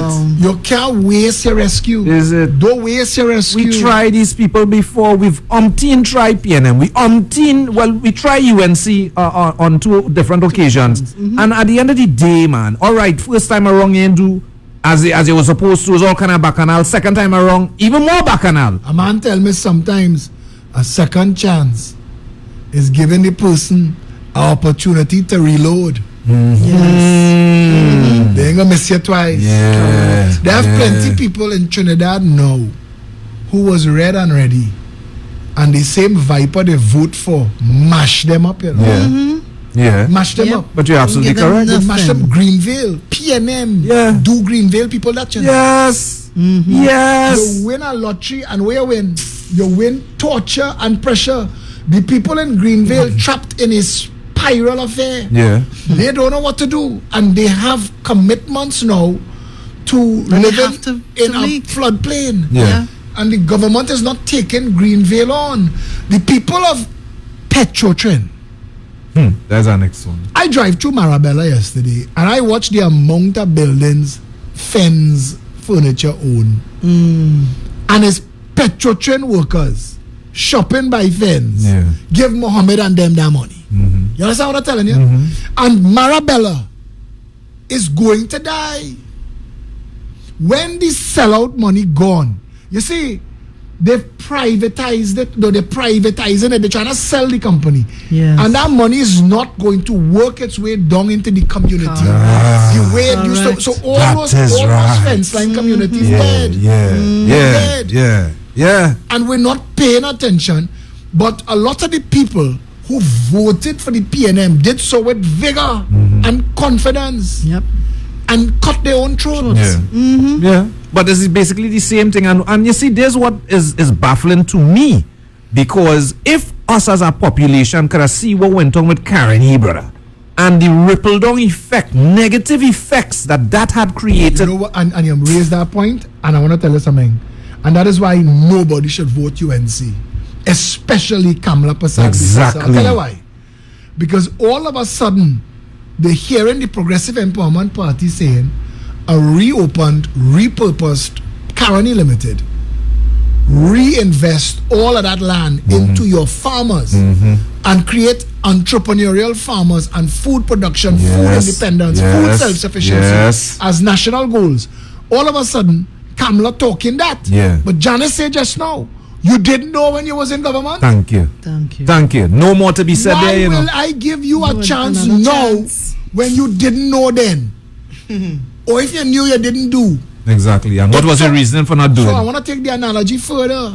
The same woman that was getting all them kind of licks and thing. When a nice new man come along bringing chocolate and flowers and thing, you had to take a chance. Because it's licks or flowers. Yeah. No, but that is absolutely real and that is absolutely true. And Trinidad, I hope you can understand that analogy. There's a reality that the flowers and chocolate man could beat you too. Yeah. That's right. But you're absolutely certain licks man go cut your tail. Yeah. And you have no chocolate to get. Yeah. You didn't get chocolate before. Yeah. That's right. And that is our truth in Trinidad and Tobago. That voting for a lesser evil is still choosing evil. That's right. Exactly. Exactly. The PNM and the UNC both have failed this country. Yeah. Yeah. Public health is the legacy of Williams, Chambers, Robbie, Manning, Pandey, Kamala, Rowley. Now you know that is so true. That is their legacy. Those 7 people. Because I was watching a video on Eric Williams and they showed up newspaper clipping, and on the newspaper clipping they had the heading about the poor state of the hospital and the healthcare in Trinidad and Tobago at that time. Do people know that? No. When Sparrow sang, hospital handle linen is brown paper they use it. Take your steel beam and go. That was 1979. 1980, 1981. Yeah. Look at the time we're talking about. Yeah. You go in the hospital now, it's the same thing. It was. Yeah. It's worse. It's not the same thing. It's got even worse. But the PLM is accustomed to dealing with people who accept their foolishness normal. Yeah. And will defend their nonsense. They're not accustomed to critical thinkers, so they will say things and don't understand that there'll always be a response. Yeah. You don't get the last say. Yeah. I have a right to ask. Yes. You don't get to have the last say. You can't tell me that you're spending $1 billion to build wards with beds and tell me the international benchmark is 1.2 million for hospital. Yeah. You're not building a hospital. That's right. You're building a block of beds. You're Right. building the equivalent of a guest house. Right. Yeah. Right. All of the equipment that was there before the earthquake still there. Exactly. The hospital didn't collapse. Exactly. They condemned the bed wards. Right. Yeah. India bills hospitals go and research 45,000 US per bed, and that is complete. We are quoting American prices, buying Chinese standards. You hear the difference, eh? We ain't buying American standard hospital. Eh? Yeah. We're not buying that. When we bought Napa from the Chinese, we didn't know we was buying that thing that's put in the ceiling. We call it again, it can't burn, asbestos. Yeah. Yes. We didn't know we was buying asbestos, so the rest of the world Run away from it. It is illegal. It is a known cause of chronic obstructive pulmonary disorder. That's right. Yeah. And other has killed people. That's right. And I'm saying you have a whole under the People's Partnership, Napa was shut down for 3 years, and steel beams. Ask Lincoln Douglas, who was the Minister of Multiculturalism, their version of culture. They had to shut it down for 3 years. When Kurt Allen run a Calypso tent in the yard, they had shut down Napa to change out steel beams in a building not yet 5-10 years old. Steel beams had to change. Waste of money. That was rotten. Yeah. That Waste the whole of Napa could have come down in a heap. Imagine that. We will never. No, you see, they don't know. We will never get value for money. For money, yeah. For any of these things they build. Not Napa, not Sapa, not Tapa. None of them will ever pay back for themselves. They are glory projects designed to steal money. When they were originally approved in Manning's Parliament cabinet for 136 million each. You hear what you say? 136 million, eh? They end up costing 1.5 billion between the two of them. And you need to understand that this is the game they play. Because Rowley saying that we give this project for $1 billion knows full and well that it is going to escalate to $2 and $3 billion. And what they're still building is a shell and some beds.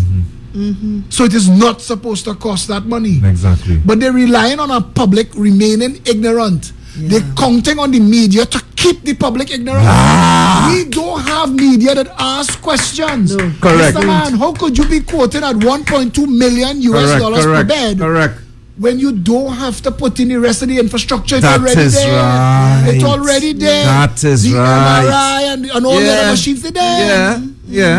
Yes. It is fully equipped. Fully. Like I said, the damn building ain't fall long, nothing ain't damaged. Unless they're going to make a direct initiative to... Any actual functional bed supposed to come out and go on warehouse. Throw down the structure and put back up a structure. You are not building a brand new hospital. And I want to say this again. Kamla and the UNC built a Couva hospital when it was unnecessary. The location is questionable and it didn't need to be a children's hospital. All of that said, it is a functional 230-bed hospital that has already been paid for or is being paid for by the people. Open the blasted hospital.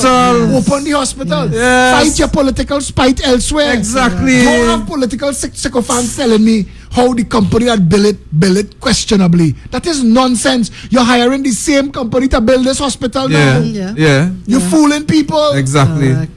Open the Couva hospital. If you think Kamla and the UNC thief money, that is for the courts. That is not to suffer people. Doctors come to tell me, boy, we decant. I love that word, decant. Decant is they throw the people out of the hospital. What do you decant them to? Let's find some words. Let's find some words. But that's the word, decant. We decant the people. So only decant them since September. Where them? Well, then Mount Hope. So fix Mount Hope. Simple. Listen, email doctor. Take me to task and say, you know how far Couva is from Port of Spain? I ask her and she shut up. I say, how far is Port of Spain from Couva? Or you only care about Port of Spain people? You could finish. You know, we never finish Mount Hope. No. Yeah, it's incomplete. We know, but we never finish it, you know. They have built facilities that will never complete and open. Just like Couva Hospital. You thief the money, you get paid, move on. Simple thing. We never finish Mount Hope. Why we don't finish Mount Hope? When there is an organization, I don't want to call their name because I don't know if they want to get so politicized, that served Manning a document to say the Port of Spain General Hospital is structurally unsound. They knew since 2004 that hospital needed to be renovated and replaced. They wait till now to be a crisis. We had an earthquake, they can't. And now all of a sudden, you have to find a way to build a hospital for 500 people, no problem, but you're building wards. You're not building a brand new hospital. You are lying to the people. You are literally lying to the people to steal money. To give an overinflated contract. That's right. So that people could get kickbacks. That is the legacy of the country. That is the to every lawyer in the law association who do not stand up and say, that is the legacy of Trinidad and Tobago. But they're saying it in cocktail party. They're saying it when they're lying, kicking ball and playing cricket out in Zen boogieing. Wherever they're boogieing these days. Siam, residence. You're talking it then. You know. You know that the legacy of this country under the PNM and the UNC is fake, fraudulent, overinflated, unnecessary contracts to steal money. Until it infected even the law profession, where we've had commissions of inquiry that have corrupted the necessity for those things. Where even commissions of inquiry were created to be opportunities for overinflated briefs. We can't even have that conversation. How much should the state pay a lawyer? How much? Again, we're comparing with United States standards. And United States standards, where law is concerned, is not the standard you want to use. Because the United States has 9% of the world. Hear this statistic, The United States has 9% of the world population. but 50% of the world's lawyers. Money, money, money. They will sue a sandwich. Yeah. Yes. Everything is a sue. 9% of the world's population, but 50% of the world. They are the most overly litigious country on the planet. They don't know about mediation. No. They don't know about preventive planning. I remember once a friend was starting a business and he told me this, and I gave it to Trinidad and Tobago for free because it was his idea, and he said, share it. And he said, when you go into a business or a partnership, put into it to save you legal fees, because most partnerships end at some point. Yeah. Correct. And for you to determine who gets what, it costs so much money in legal fees, you end up with practically nothing after. Yeah. And lawyers thrive where there is a breakdown in communication. Yeah. Yeah. Your lawyer talk to my lawyer, and every time they talk is a fee. Yeah. Of course. They're racking up. And everybody in Trinidad, and tell everybody you know, when you're creating an agreement in a partnership, write into it a divorce clause that should we ever have to part ways as an organization, should we ever have to part ways, put into it a divorce clause that says, I cut, you choose. Okay. If you and me own a car, Right. 50-50, right? I come to you and I say, Janice, I think the car is worth $100,000. Okay. I prepare to give you $50,000 for your half, or accept $50,000 for mine. Right.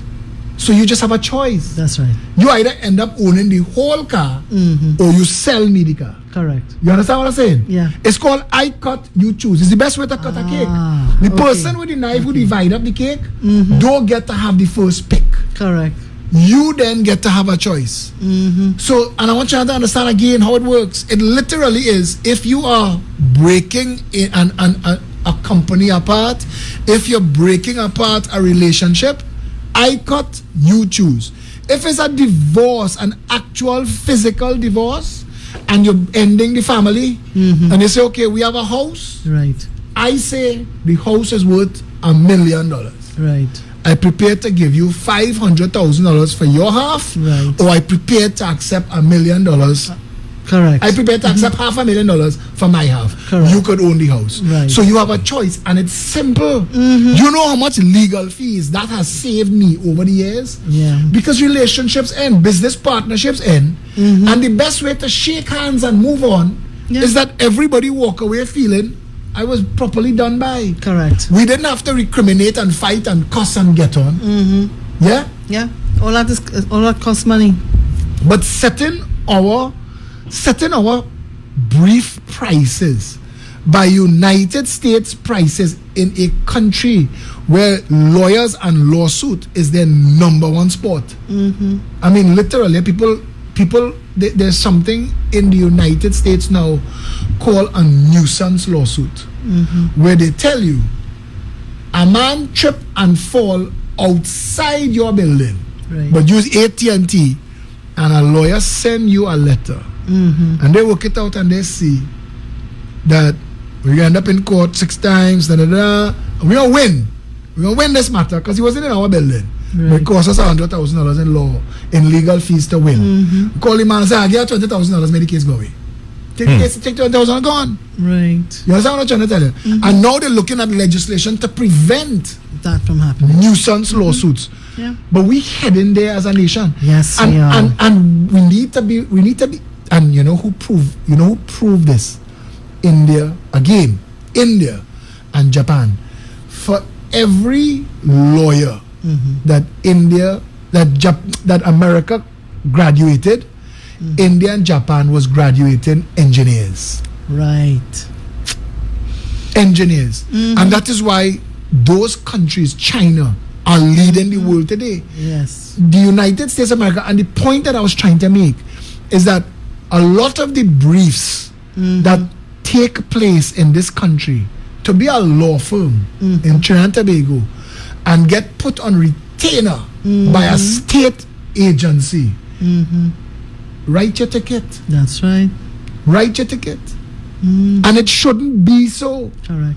We need, as a people, to understand that a lot of this is deliberate, a lot of the mismanagement of Trinidad and Tobago. Because when we sit down inside here, people say, but Philip, all you just talk the thing and just make it sound so simple.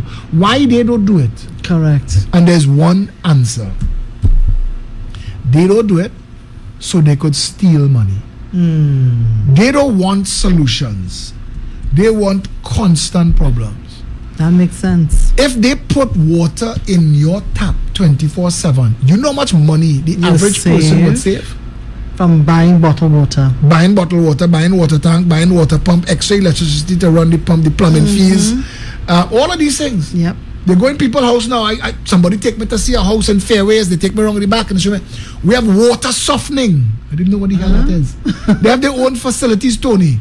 Water softening and cleaning and why WASA isn't doing that? But why is the water from the Maraval Reservoir that you could bowl a cork ball from Fairways and hit? Right. Why does the water from the Maraval Reservoir require cleaning, purifying, and water softening? Now, Trinidadians hear these things and they ask, how is it not possible that the government not hearing? And I want Trinidadians to understand, the government is not hearing because it is not yet important enough to Trinidadians. Correct. Until Trinidadians, Tony, wake up and demand that government does its job, government will have no motivation to do its job. True. And for as long as people were willing to talk this foolishness, well, I'll give the UNC a chance, because I'll give all their a chance and all they make a mess. And you know that the UNC made a mess before. We voted. They have this joke on Facebook called Deja Vu.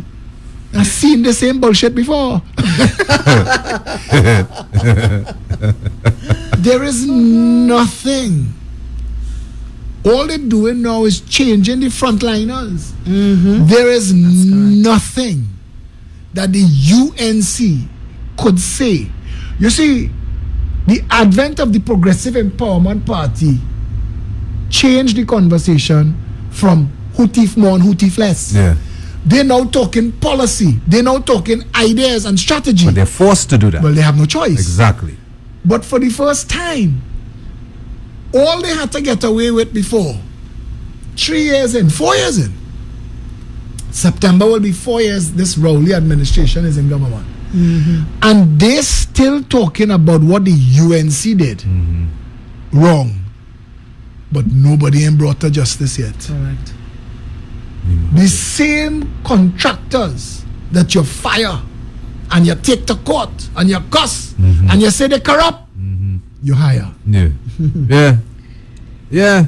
The PNM and the UNC play a game with the public in public and laugh at us in private. Oh, yes. You could imagine the conversation in the tea room, but Chini real stupid boy. Yeah. Let me see what we could get away with again. We could either investigate AV oil or we could shut down Petrogen and start over and mash up the oil field workers one time. Because we mash up Caroni and the sugar workers gone. The UNC was built on the sugar didn't workers. riot either. But they didn't riot. But we don't need a riot, you know. What we need is a revolution of hearts and minds. We need people to wake up. Correct. Don't riot. Yeah. You want to riot? Riot in the voting booth.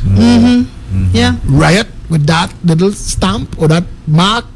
Put it next to something that is not the PNM and the UNC. Correct. Timothy Hammersmith in the last election come out late with his none of the above. And even if he was successful, all it would have done was made a point that people fed up with the PNM and the UNC. But this is a country. Being fed up is not enough. You have to have an option. Somebody has to run the country. Correct. Somebody has to put water in the taps, get educational functional so it leaves no children behind. Security all of those issues. Yeah, but you see, again, we go back to the point where coming up to elections, they make all sorts of promises. They're talking policies now and so on. But once they get back in, all those things go through the window. Everybody's back to square one. But Janice, it brings us back to the analogy of the woman. If she choose to go back to that abuser and he beat her, you can't complain. But you could say she choose licks. Yeah. You know what it's capable of. Correct. You know what it's capable of. It's unfortunate. A man went to the doctor and he said, if I press my finger on my forehead hurting me. If I press my finger on my shoulder hurting me. If I press my finger on my knee hurting me. What is my problem? Doctor said, your finger broken.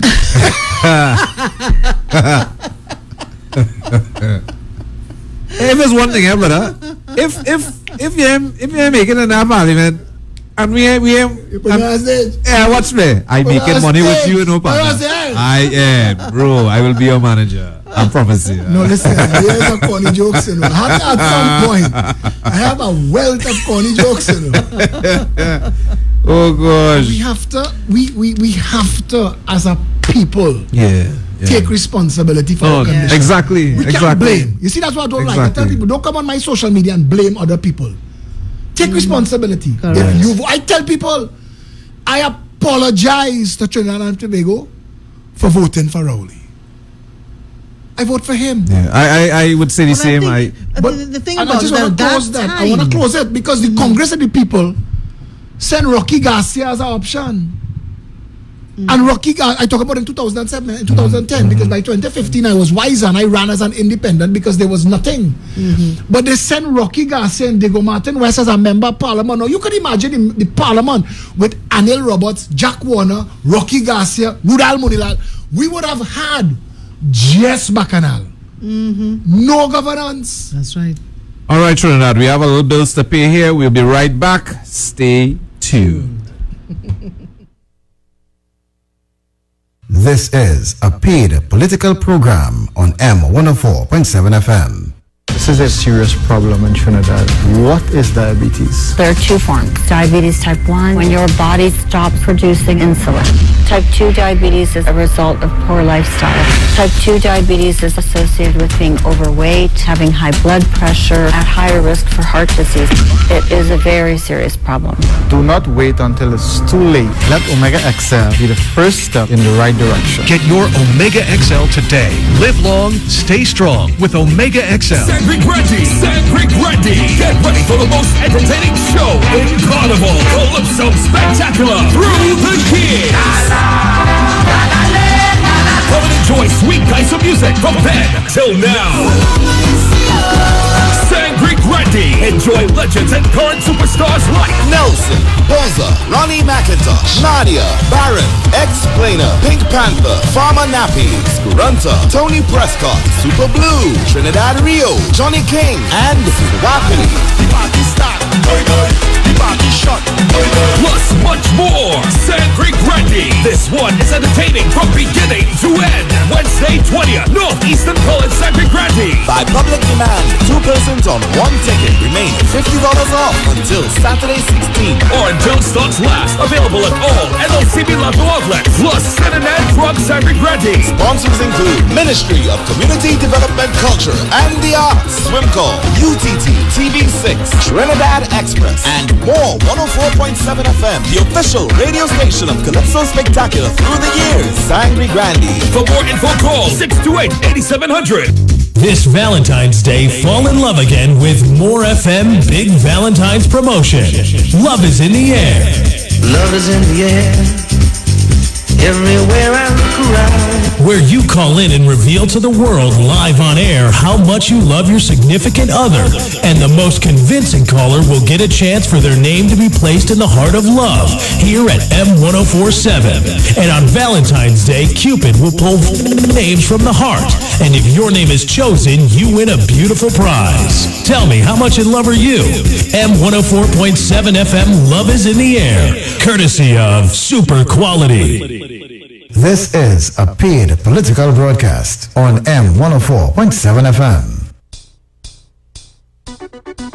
Yeah! Revelation!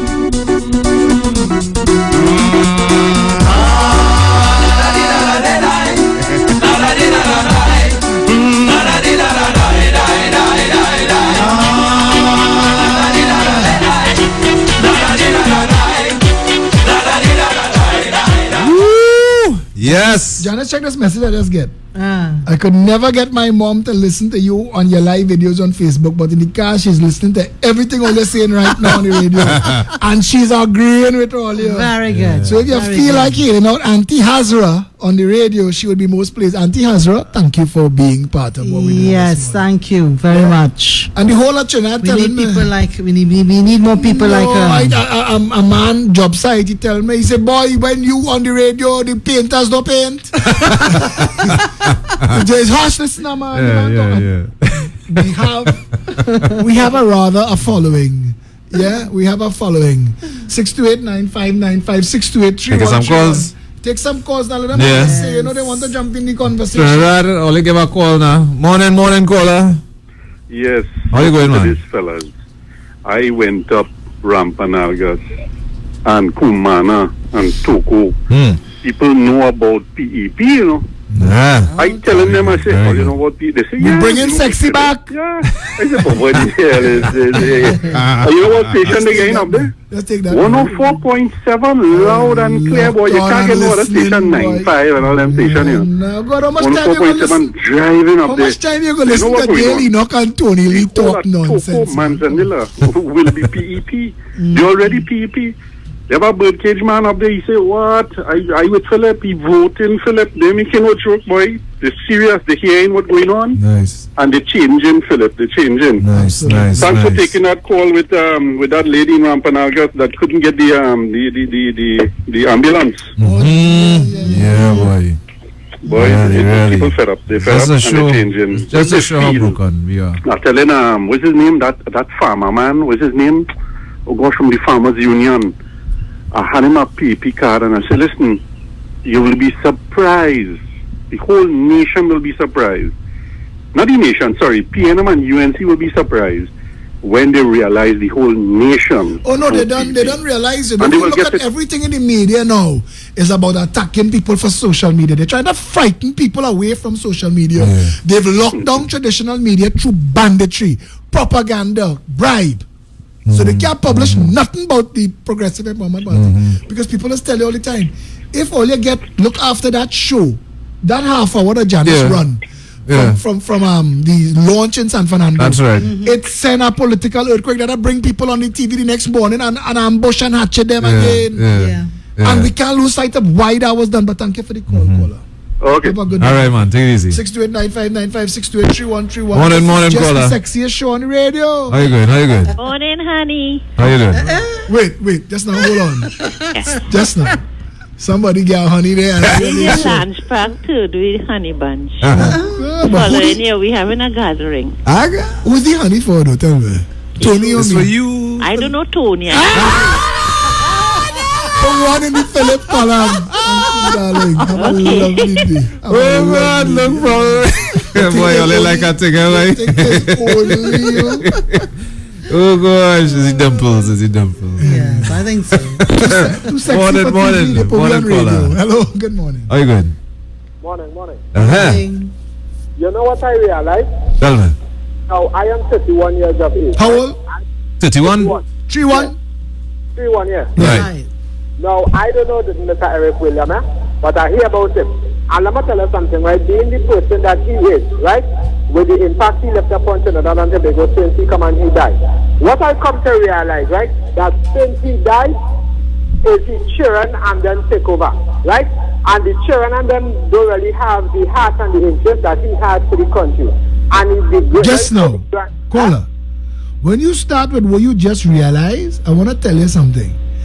I was there, and I telling you, Eric Williams didn't have heart for this country. Eric Williams had an opportunity. He had 30 years in office and a massive oil boom. If Eric Williams had heart for this country, every year on your birthday, you'd have been getting out something in your bank account as your piece of that money. You understand what I'm telling you? That money should have been invested for all the people. I'm telling you. You want to blame other people? Let the squeaky wheel get the grease. Every damn one of them was to blame.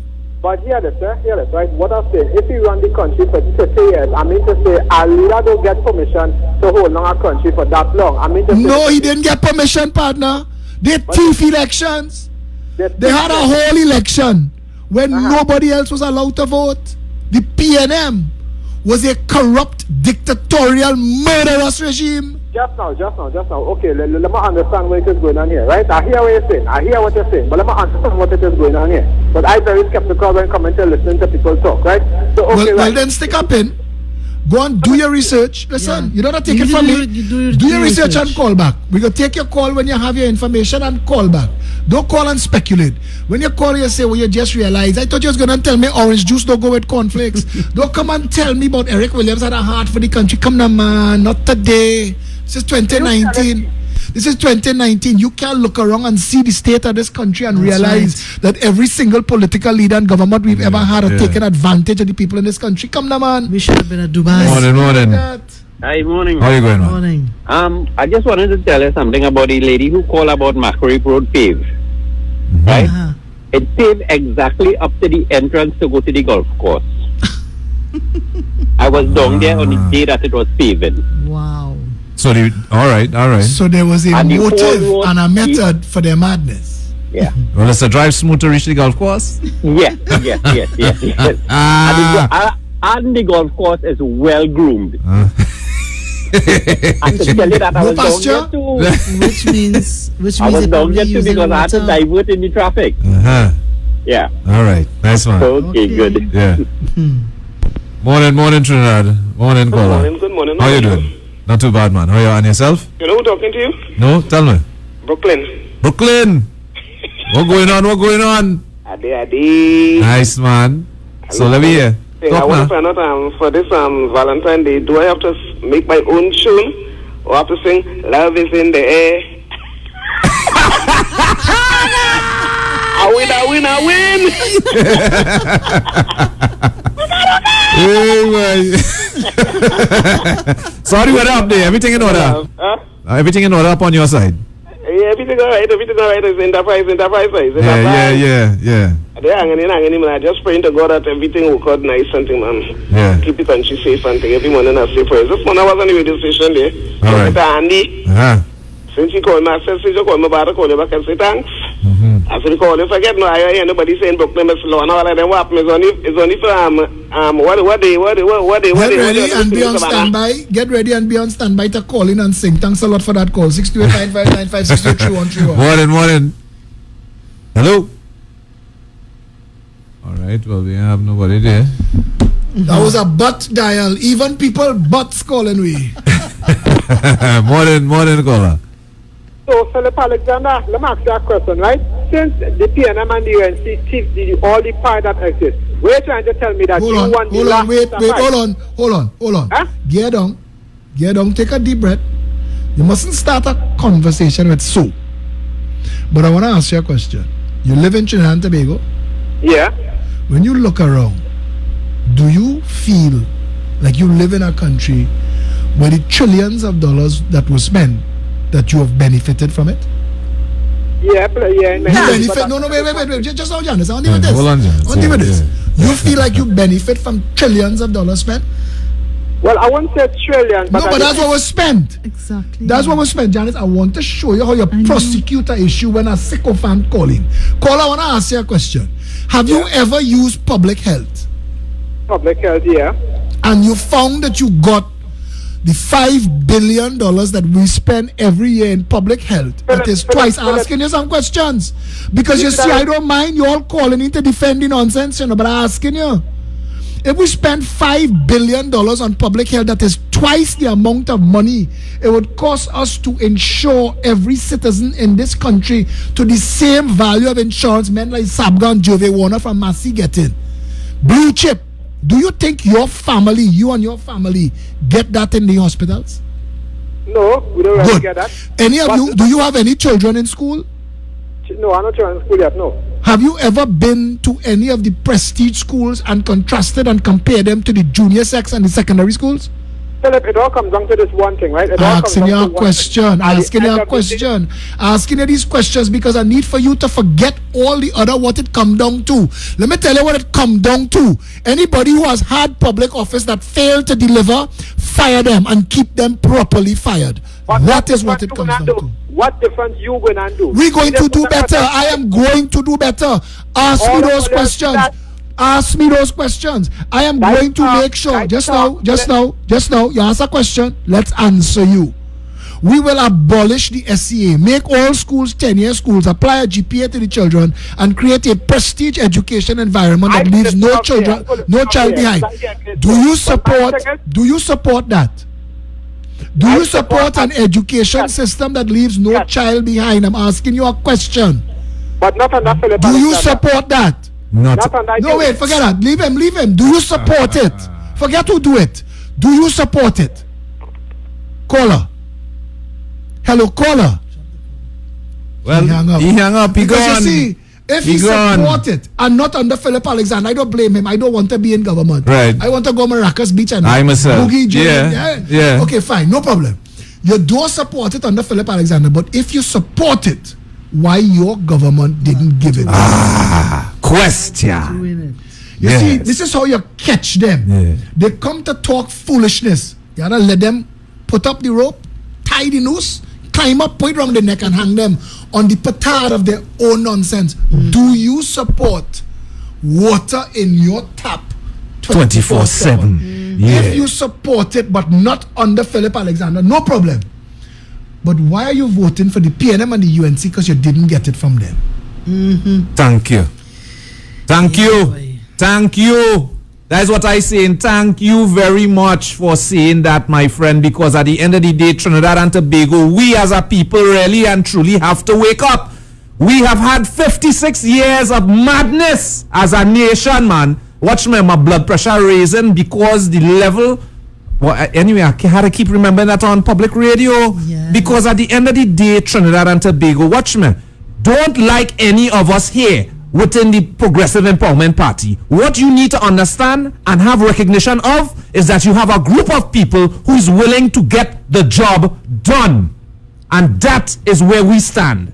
Getting the job done. Because each of us here within this party have been, as citizens, just like you, sitting down waiting for change, waiting for betterment, waiting for things to make sense. And to date, I have seen my grandmother, my mother, my entire family, history and heritage come and gone, and everybody sit down waiting for some kind of change. And up to this day, we can't get change. But let me tell you something, Trinidad and Tobago. Change is here. Thank you very much. Right. Change is here.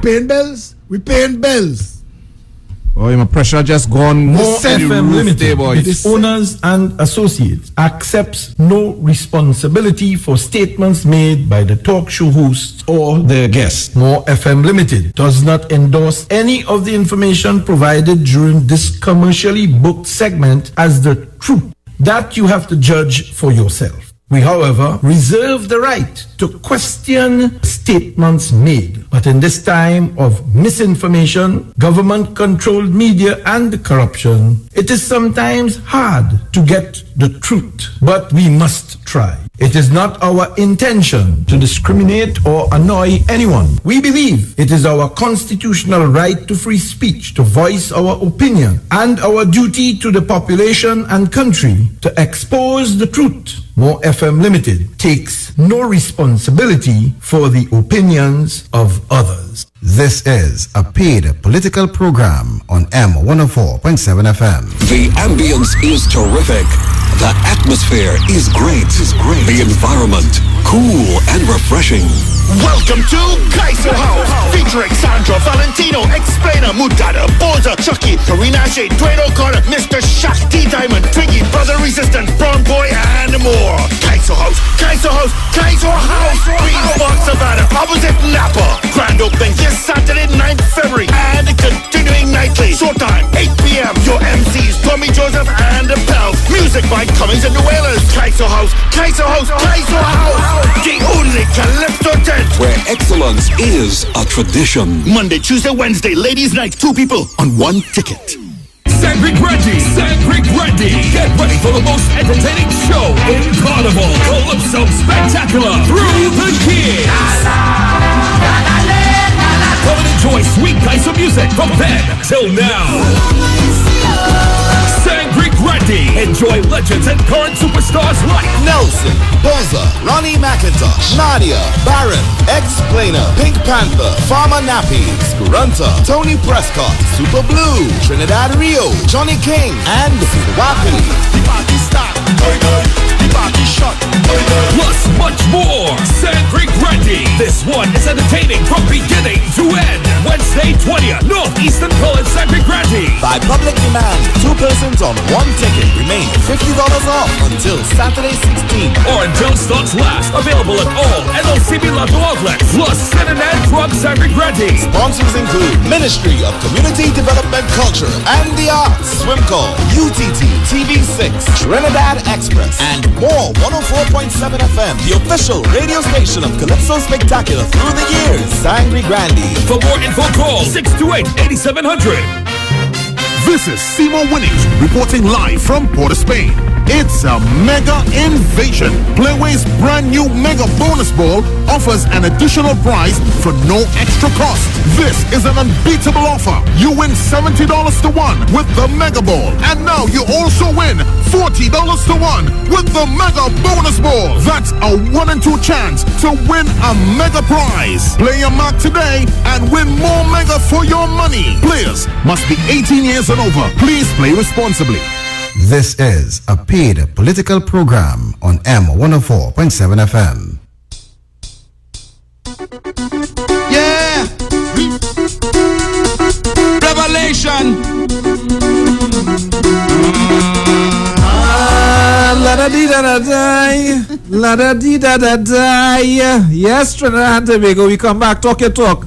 We're doing it live for you, Pep Talk. Here with Mr. Philip Edward Alexander, Miss Janice Lemon, the Cricky. They say I used to bite my tongue with that name, you know. Well, I'm doing pretty well now. Yeah. I remember the first couple of times you tried to introduce Janice. Yeah, boy. They used to be corrected it. Yeah. Now everybody knows. I say to myself, but woman, where you get this name from? No. Who are to talk to? Is your husband or your father? Who? The father. Yes, Trinidad. Anyway, so we're back in. Before we get started, guys, Oh, yes. we need to do some advertising of our own for the party. That's right. So my question to the guys and gals out there: have you called and ordered your roses for Valentine's Day, which is Thursday? Before you say anything more, you're talking Valentine's, and Tony, this is for you. Hey, why? I just say it. Well, so what about you? Miss Dimples, man. No, I'm sharing very important information that will keep people safe on Valentine's Day. If you're taking your wife out to dinner, make sure your side chick is not a waitress in that restaurant. That's what I'm saying, right? Because I don't get carried away. So Tony, you know, right? Oh God, are we? Okay, the PEP Women's Arm are asking for you to call and order your flowers. We have flowers in yellow, red, orange, peach, and white. You can purchase a single rose or bouquet of roses. You don't have much time left because the countdown starts from today. Thursday is Valentine's Day. You can call go to our PEP Facebook page or go to the PEP's Women's Arm Facebook page, and you can place your orders there. So please don't forget to do that. We also have we're inviting the business community, for those who are listening, to advertise on this show, which is growing into the #1 show in Trinidad and Tobago. Call 796-8172. Speak to Satish. You're changing it from pep talks to sexy talks. You only show sexy, Janice. Of course. Very, very sexy. You're the 2 most sexiest men in Trinidad. Here. Can't go wrong. What you the chief whip now? Our rates are very competitive, so do not miss out on this opportunity. I was complaining to our trainer in the gym. I said, I'm getting any results. You will lift up something now. Yes, like the song. There was song more that? Yeah, pick up something and run. Lift up something and run. Lift up something and run. Yes. What is that soca? That was one of the songs that the soca Monarch yes. I hear one soca. I hear in a party people picking up woman, people picking up ice boxes and just pick up things and run. pick up something and You run. could do that now. But nobody tell me what's the next bet. I go and pick up things. You reach over, no parking sign, park disposal in your yard. Yeah. All right, so that's basically it. Pep market, no, Pep market. vendors. Pep market, yeah. Are you a vendor, sole trader, entrepreneur? You have samples and giveaways, products you want to display on the 23rd of February at the Lion Civic Center from 10 a.m. to 6 p.m. The Progressive Empowerment Party launches its first Pep market. We anticipate a very good turnout. Shoppers, there's going to be a kids zone, a food court, and lots of ways to come and have a good time with the Pep members, the volunteers, and everybody who will be there. It's the first Pep market. We have from our side tables from Canada, New York City, Florida. We also have the, but I guess the food court. Correct. And you could sign up for the PEP. You could buy Pep merchandise, including the #1 selling T-shirt in Trinidad right now, which says "Miss me with your bullshit." And it's still, I know Priest. We said we have a version that edits it. He said, "No, don't edit it. I want to be clear. You want to understand what I say." Oh yeah. Pep market. Those of you who just want to come and shop and have a good time, you're looking for something to do with the family. We're going to have a kids play area. We're gonna have face painting, cartoon characters, and you could come and sample and check out and be a part of it. You know, it's going to be massive. We have at least 100 tables, so it's going to be a nice thing. And it's the first one. It's going to be the first one that we're having regularly, the PEP market, and it is for the PEP members who are business people, but it's also open to the public. There is a discount if you are a PEP member, so sign up and take advantage of the discount. Take advantage of it. Yeah.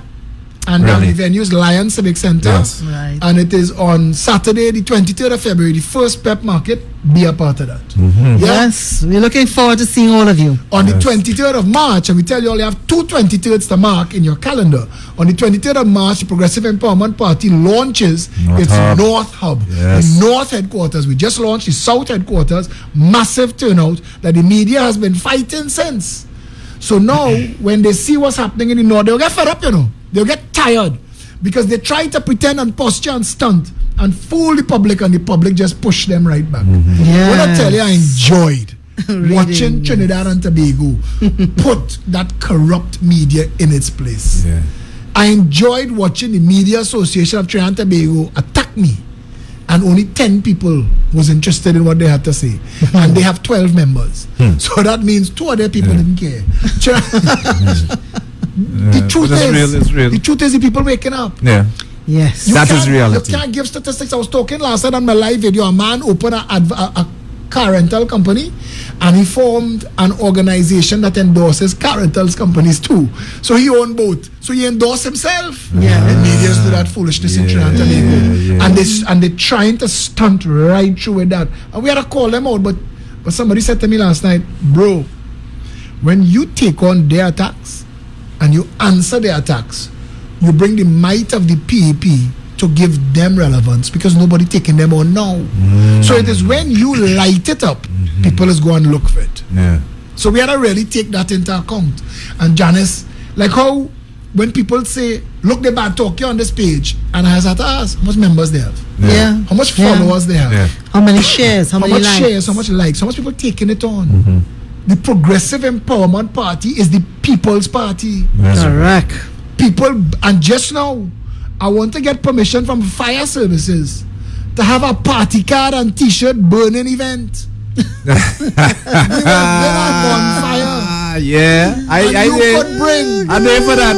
every red and yellow artifact that they give you. And throw, but you see, if you do that, they might cause a wildfire. Because it's so much. I'll bring an ILP shop and this too, I'm burning that. Come on, MSJ, that'll burn. But seriously, if you tell them, bring card and jersey and throw it in the fire. Throw it in the fire. The PNM and the UNC. The PNM and the UNC, to be serious, have a lot to answer for. Correct. 56 years. Field nation. 56 years. Field nation. Singapore, Dubai, Trinidad and Tobago. Singapore, Dubai, Trinidad and Tobago. God say, on your marks, get set, go. And give Trinidad a head start.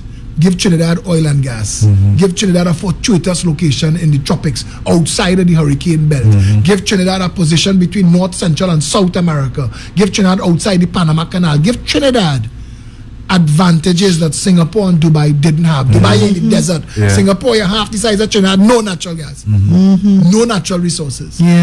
How come they are first world developed nations and we are a failed state? How come? They didn't get a $3 trillion bounty for free. Correct. They don't have a pitch lake, the largest pitch lake in the world. They don't have that. They didn't have the largest brain coral in the world to sell tourism. They didn't have the oldest old growth forest in Tobago. They didn't have none of that. They didn't have the best cocoa in the world and the best honey in the world. They didn't have that. They didn't have the second hottest pepper on the planet. At one time, Trinidad and Tobago had the number one cricketer, the number one footballer in the world. This little dot in the sea. You listening, Trinidad and Tobago? Are they listening? This little dot in the sea. When somebody told me that most people don't know, when they hear it from the PEP, you're going to hear it 2 years down the road from the rest of them. That Trinidad honey is the best in the world. That's right. That is right. Toko honey, to be specific.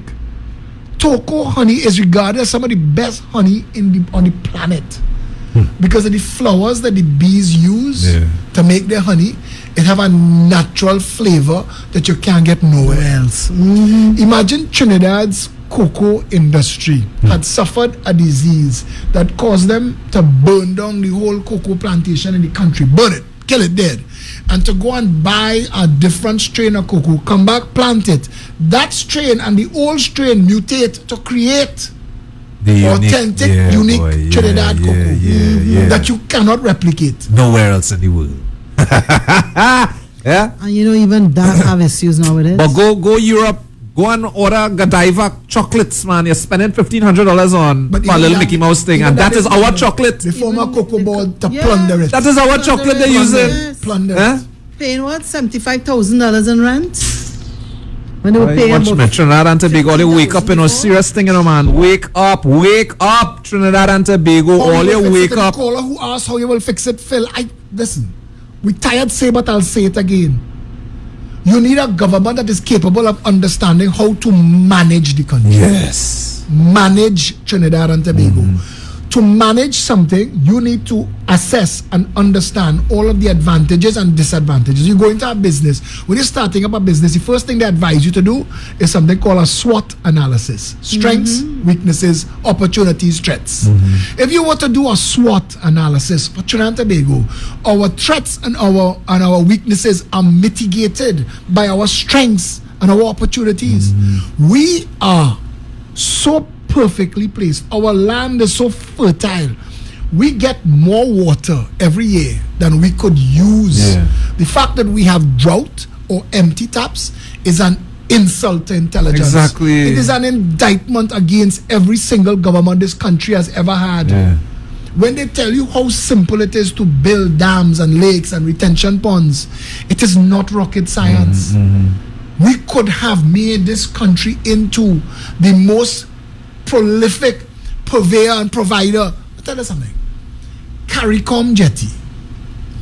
We could supply all of the Caribbean if we had opened this market. Instead of closing this market to businessmen and members of the Chamber of Commerce, you could imagine if you allowed 10 other breweries to come and set up shop in Trinidad. Carib wouldn't last a year. It wouldn't last a year. The only reason Carib and Stag's still in business is because the price cheaper. If you had other beers, other breweries, the only time they ever had competition is somebody had opened this, some foreigners had opened this little microbrewery and catchy tail to get glass and catchy tail to get label. Because they do that. They drive you out of business. But you open 10 breweries in the country, 50,000 employees, ship right through the Caribbean, South America. They want that. We are a perfect landing space for beers and stouts coming from Germany and Japan and Australia, where they consume the most beer in the world. We are shielded, blocked and locked in. We need to undo that. We need to emancipate the country. You could imagine if you had Hershey's and Mars building and operating in Right Trinidad here, Tobago. yeah. Mars Inc., Hershey's Inc. in Pennsylvania, they employ tens of thousands of people. Yeah. We can do a joint venture with Tabasco using Trinidad Moruga scorpion pepper to create an extra hot Tabasco. Tabasco is what feeds New Orleans. Carnival is a celebration. Their Mardi Gras is a celebration, and their Mardi Gras makes 10 times the profit. They get 10 times the visitors. We call our show the greatest show on earth. But as of 2013, we have been trending downwards. Nobody, nowhere is interested in Trinidad Carnival except the revelers who fed with it. But look, you're saying with the same pepper, with pepper spray, that's $1 billion industry. Right there. Just that alone. $1 billion industry. And like, It's too simple. But why is it we do not control I was just that told, market? now I have not found if this is true yet, so I will test it. But somebody told Trinidad has now the third hottest pepper in the world. Dragon's Breath out of Scotland is hottest now. You pass out if you eat it. All right. But I mean, we could use the Moruga pepper still. I mean, I don't want a pepper that if I eat it, I'll pass out. That's how you're weaponizing the pepper now. I think we're going too far. They have this thing called Scoville units. Yeah, the Scoville units. That they test the heat of a pepper. So this is pepper that could kill you. I guess after if your heart ain't good. After pass out, the next step is, well, with the hottest pepper, our pepper will kill you. But you know there's a mini brewery now in Newtown, huh? That Tommy's Brewery. And that's the point. The Gerald Abud and them had built that. And that's the point. But that's a microbrewery. But I'm saying that you could open the market to competition. We are fetid and dank. The country's business sector feels closed off. People cannot get into business unless they have a sugar daddy. You cannot look at our snack food market. The real things that we're supposed to be promoting: kurma, breadfruit chips, breadfruit chips, plantain chips, and all them things. Sugar cake, Trinidad sugar cake.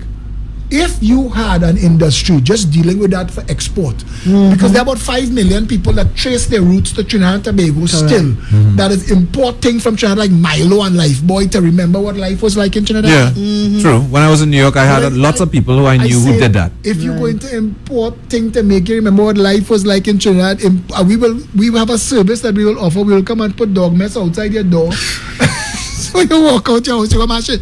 The truth is, we don't run this beautiful country properly. We don't run it right. It's been mismanaged. You think if you opened Kellogg's cereal in Trinidad to export to CARICOM, because Kellogg's would love that. Even if it's packaging, even if they're shipping in bulk, an entire shipping ship full of cornflakes. When the truck from flour mills pull up outside Quaylos, and this built since the 70s, a pipe goes into the back of the building. The flour is pumped into the building. What is now Kiss Baking Company? This was built as Quaylos. It is Elias and the other Quaylo, his brother, that built this, that Kiss now uses as his days. But there was a war between Kiss and Quaylos. But this truck connects a hose to the back of the warehouse factory and pumps the flour in, and human hands don't touch it till the bread come out in a plastic bag, you know. And that's since the 80s. We could be offering jobs in this country, competing with the closed off, failed sectors in Trinidad and Tobago. The only jobs people have to look forward to in Trinidad and Tobago, if you don't have degrees and chances to go forward in education, Kentucky is amalgamated, but it's menial jobs. The drop between middle class and low class is massive. It's a cliff. Literally, it's a cliff. Literally, and there are too many people. There are about 700,000 people in this country that live below the poverty line. Our minimum wage is not a livable wage. And you can't keep accepting and doing nothing about it.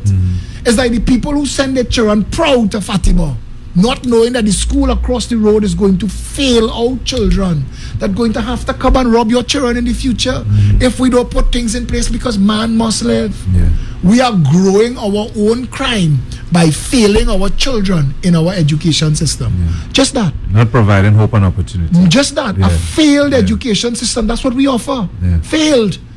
And if it wasn't for the prestige school children's parents who involve themselves in the actual education, those schools would fail too. Our Ministry of Education is a complete disaster. It needs to be gutted and done over. Correct. Based on understanding that your mission is measured by the success of each and every child at the end of the school term. And if you have children failing, you are failing. Correct. Yes. Well said. Not seeing that. Well said. Well said. Listen, Trinidad and Tobago. Listen very, very carefully. All the sycophants out there on both sides of the fence, listen very carefully. This is change we're talking about. Real change. No talk change. We walk in the change right now. And again, at the end of the day, we can't truly make this change without the support of the people, without you. And you come and be the custodian over us. You come and look at us and scrutinize how we are taking the step forwards in bringing this change. This is what we're talking about. Why haven't we ever had a government that set as the goals to make Tobago the #1 tourist destination in the world? An article was written by Noel Kalicharan, Janice, that properly summed up everything that was wrong with the whole sandals approach. Right. And if I could find it, I'm going to read it into the public space because the public needs to understand exactly what went wrong in that. You were the one who had shared it. I got it from you. You had shared that Noel Kalicharan article from the papers. Why would Tobago sandals succeed where Hilton failed? And this is what Noel Kalicharan wrote. I fondly remember the first time I went to play golf at Tobago Plantations in 2002. I regret not writing down my full impression at the time, but I do remember feeling as if I had been transported into a fairy tale world with colorful buildings like ice cream castles in the air from the song both sides now. On a knoll at the sea end of the property perched the quaint Tobago Hilton, beautiful at the start, run down at the end. A spectacular failure after just about 7 years. That project failed because of low occupancy rates. Not enough foreigners had a reason to visit Tobago, much less stay at the Hilton. Fast forward to 2019 and the controversy surrounding the ostensible pullout by Sandals International from Tobago. Some bemoan a lost opportunity while others claim good riddance. I find it difficult to believe that North American tourists will travel all the way to Tobago just for the sandals experience. They can get that more cheaply, conveniently, closer to home in Jamaica. The home of sandals, for instance. No, we must give them other reasons to want to come to Tobago. In all the current brouhaha, it seems that many of us have forgotten that lesson or never learned it. Clearly, Sandals was discerning enough to understand the implications. They did not pull out because of adverse publicity or local politics.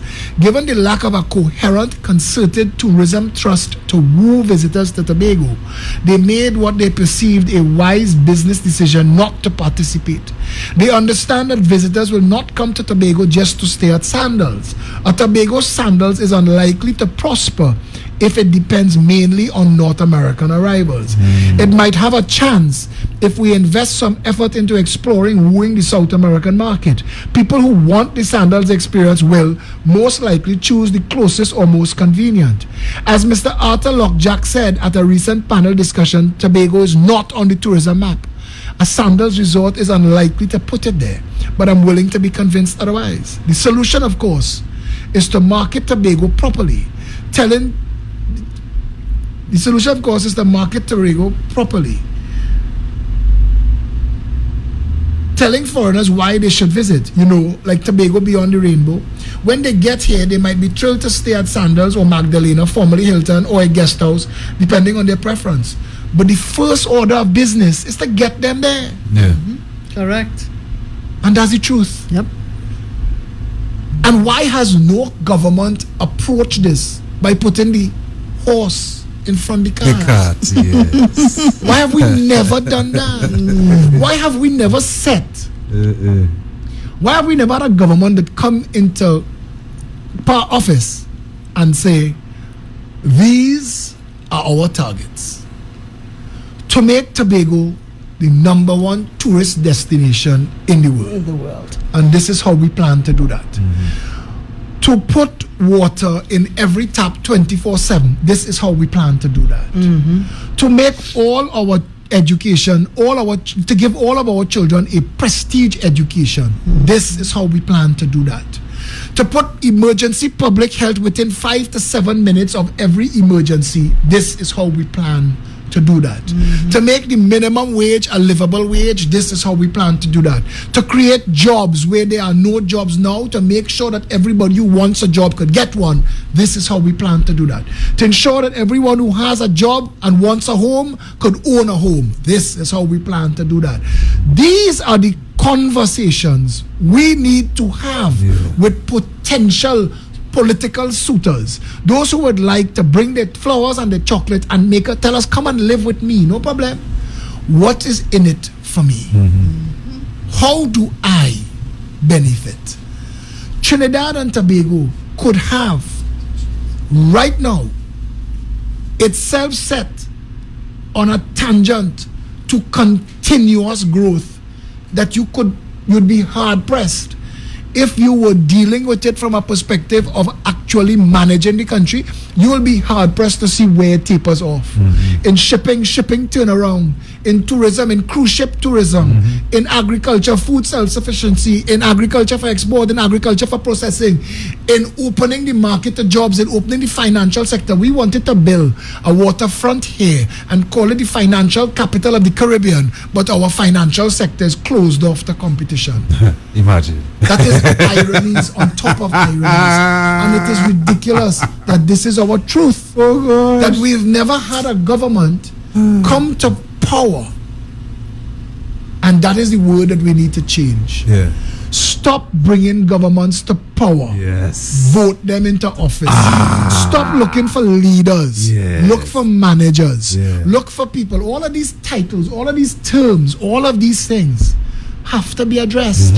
How we approach our politics, we the people of Trinidad and Tobago, it can't just be I find Philip sexy and I want to vote for him. I like how Tori the song, I like how Janice's look.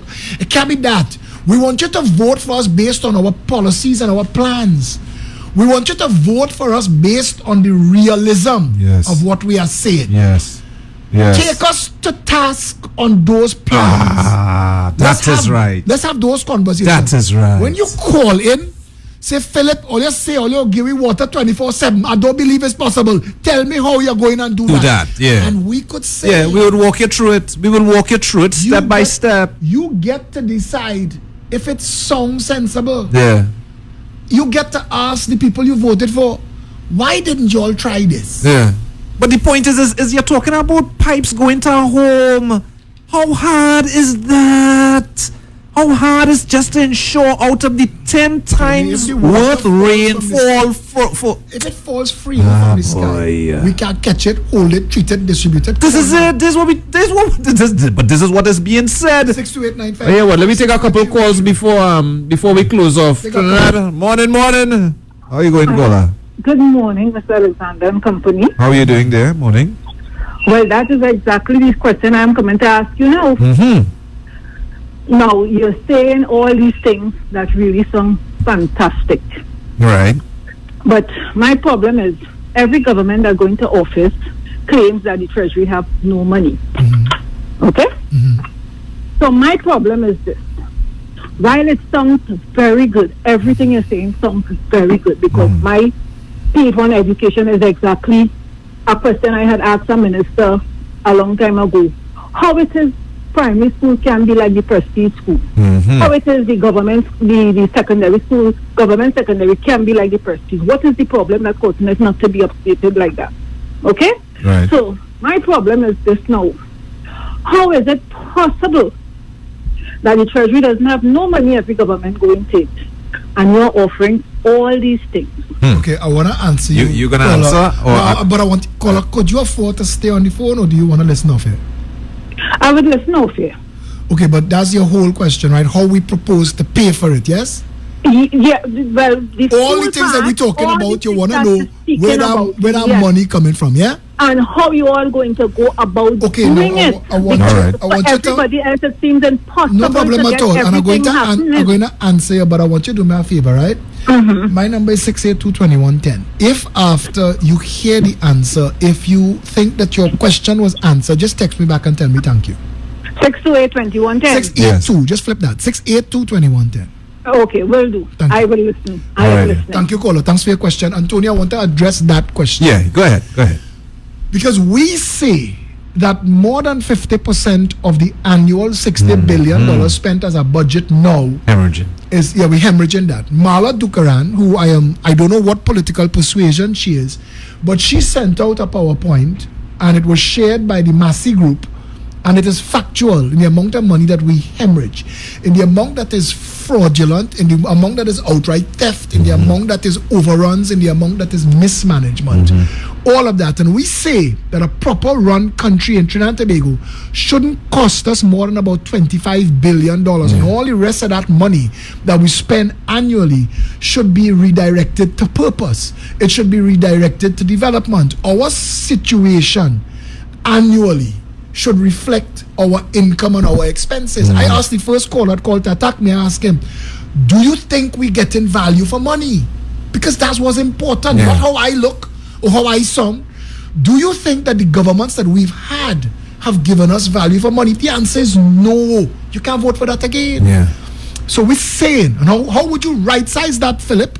Well, you have to shut down completely the special purpose companies. You have to shut down UDCOT, VEMCOT, EFCL, EMBD, Sport TT, even HDC.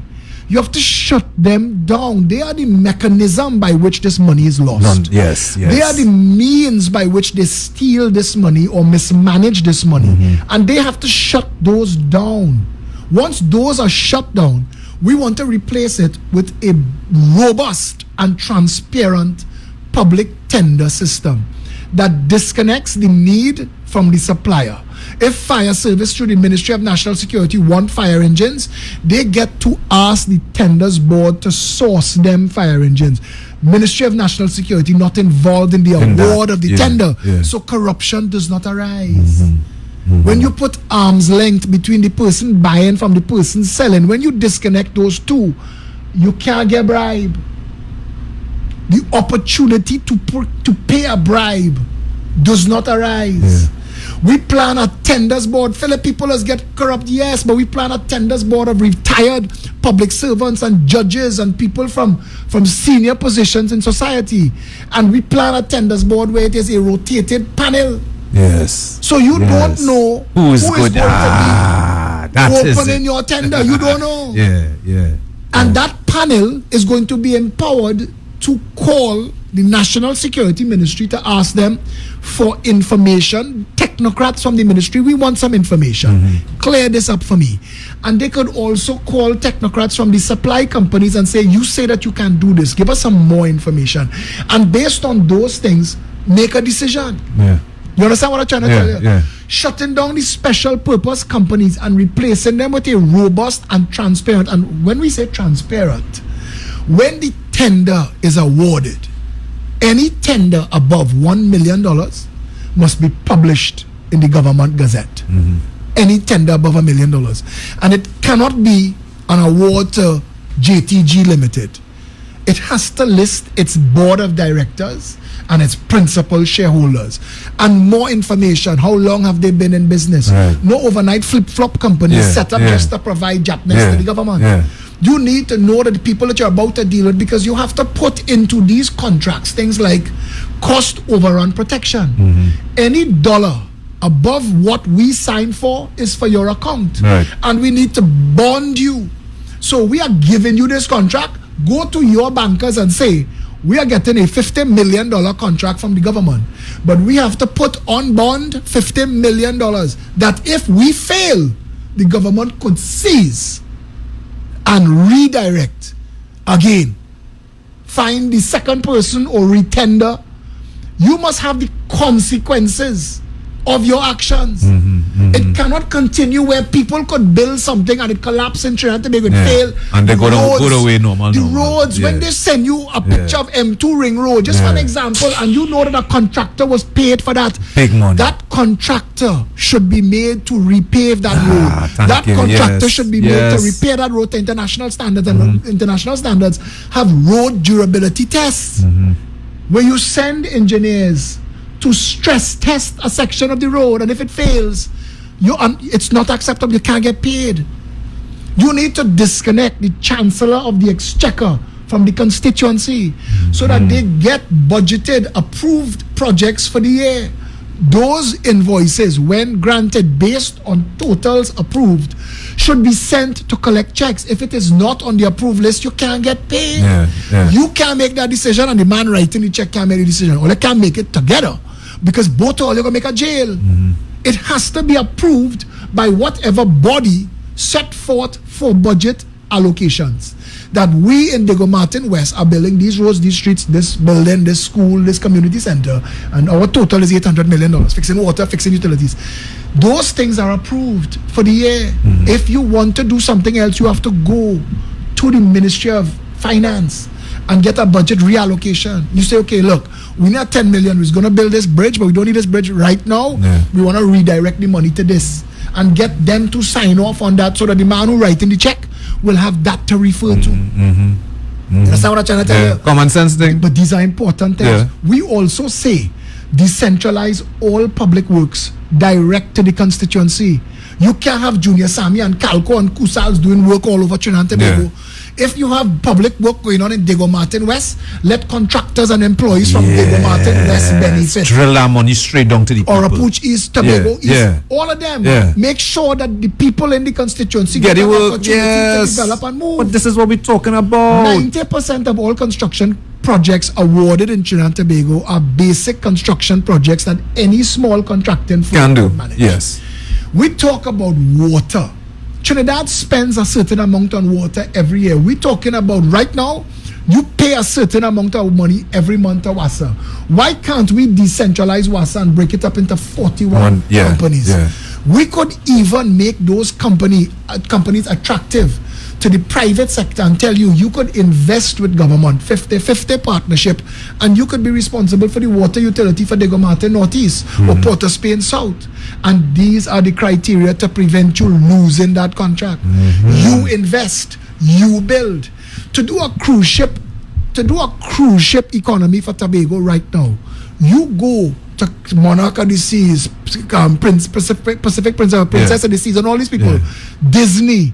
You go to them and you say, listen, we want to do joint venture with you. We will make the space available. You come and build your marina to your standards and amortize it over the next 10 years or whatever. From the moment Disney is in a partnership with Tobago, joint venture, Disney is going to be trying to get money out of that joint venture. They are a business. Monarch of the Seas is a business. We're supposed to be able to put 3-4 cruise ships in Tobago every single week. That's the reality of the situation. A million tourists on the ground. When you're talking about agriculture, making agricultural land available to farmers for entrepreneurial farming, that is self-liquidating. That pays for itself.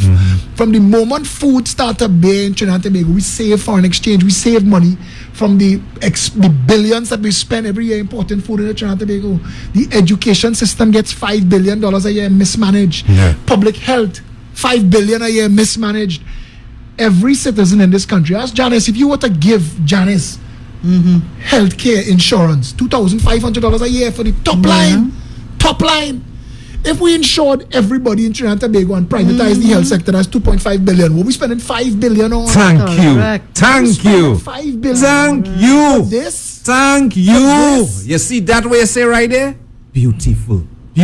Because but you could touch it. Boy, Trinidad, all you listener, man. But you could touch it.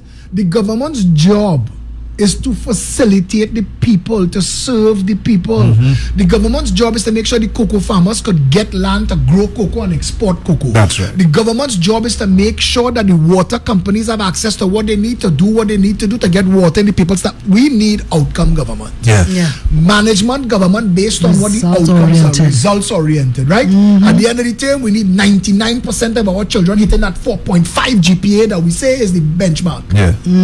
And if they're not, we need to go to all the places where they aren't and fix it right there. Let the squeaky wheel get the grease.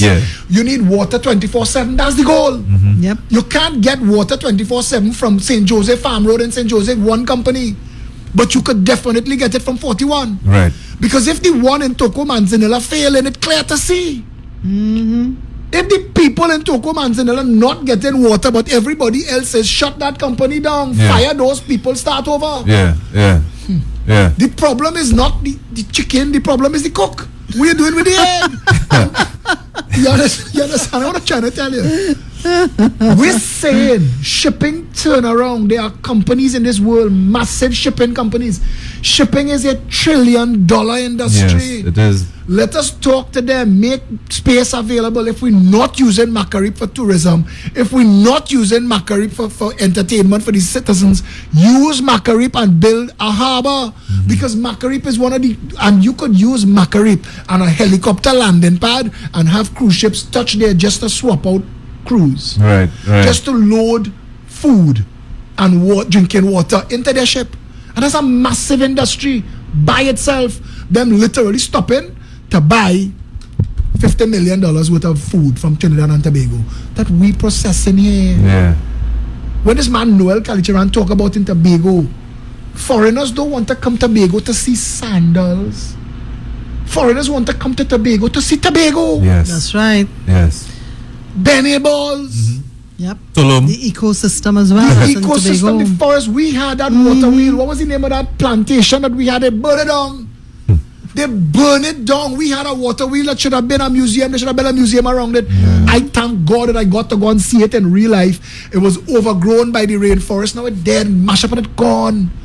We had forts all over Tobago that you could have as just a fort tour. Because Tobago was fought over more than any other territory in the Caribbean. You know that? We changed hands. Tobago changed hands more times than any other island in the Caribbean. And you could have used just that. People want to see that. I don't want to go and see sandal. I want to microwave my food. I want to go outside and eat conch roti. And take picture in Facebook and say, I don't know what this is we eating, but we eating it in Tobago. A little pilau, a little oil dong, and you understand what from the soil now, what we created from our history and all them. The Tobago weddings you have and the goat racing. Goat racing and them kind of thing. The stick fighter. What do you call it? In the States, greyhound dog racing is a massive big business. We have crab racing in Tobago. But the serious thing, we laughing, but that is part of our history. Tony, nowhere else in the universe has a nylon pool. That's right. Imagine that. Just that alone, we could create a whole industry just from that within tourism. It's criminal. And this, it is criminal. Oh boy! Do you know that there is a swimming pool in the middle of the ocean? Natural. We had the oldest, largest brain coral on the planet. Come on. It's like, what are we doing? Come on. It's like you almost. It is. What's where you almost can't believe that we actually have it because we just haven't done anything with it for so donkey long since we had independence. We stupid man want to call and say you lost your deposit. Me losing my deposit, he win. Tell me. You're drowning out in the ocean and somebody coming to rescue you and a shark come and eat the man and you're clapping for the shark. You're dead still. They broke us. They broke us as a people. They broke us as a nation. We are not having the conversations that we're supposed to have. And the only reason that I will bring my tired self on this radio this Monday morning 9 to noon, because I had so many things I was supposed to do, is to have these conversations. That's right. Janice, our mission remains. Even if you don't vote for us, wake up. That's right. Yeah. Wake up. Your vote is worth a lot. But even if you don't vote for us, go and ask Kamala, go and ask Rowley. Yeah. If we have crime because we have a drug trade and porous borders, and you've known since 2002 how to secure the borders, why haven't you? Just ask them. Why haven't you? Faris Al-Rawi said Rowley and Dillon knows securing the borders is a solution to all crime. They have Gary Griffith killing himself, mopping water, when all you have to do is turn off the tap. Secure the borders. Stop the flow of drugs and illegal guns and human trafficking through Trinidad and Tobago. And deal with now, we have the resource to deal with what we have on the ground. The media has not asked yet, and I want to ask, how do illegal Chinese, not even people from Trinidad and Tobago, how do illegal Chinese import slaves into Trinidad and Tobago? How is that possible? Where is any of our system of law enforcement or protection? Where is it? Non-existent. We bust a story, we want to show pictures of these 19 little girls, oh God, scandal, bacchanal, and then we go away. We're not asking questions. Where are the 57 women that Edmund Dillon told the parliament, the Trinidadian women, that Edmund Dillon said would traffic from Trinidad? Where are they? Where exactly? Where are they? Where's this Katawaru woman? Where's Sukdeo? Where are they? What happened to our women? Correct. What happened? And why haven't we still secured the borders? Why haven't we still secured the borders? Why don't we disband the Coast Guard and sell all them Coast Guard boats to party promoters? Because if you sell all 19 boats to party promoters and you give them little jetties all around the country, they might at least spot something. As it is, having all the boats park up in Hartscott and Chagaramas, they're spotting nothing. They ain't spotting a damn We had blimps, 360-degree radar, all kind of foolishness. We order offshore patrol vessels that became a conversation for 5 years, the OPVs. When all we needed to do, we know right now in Europe, there are companies that are building oil barges that come in straight off the assembly line, going to the scrapyard. Deep water oil gone. The need for those barges gone.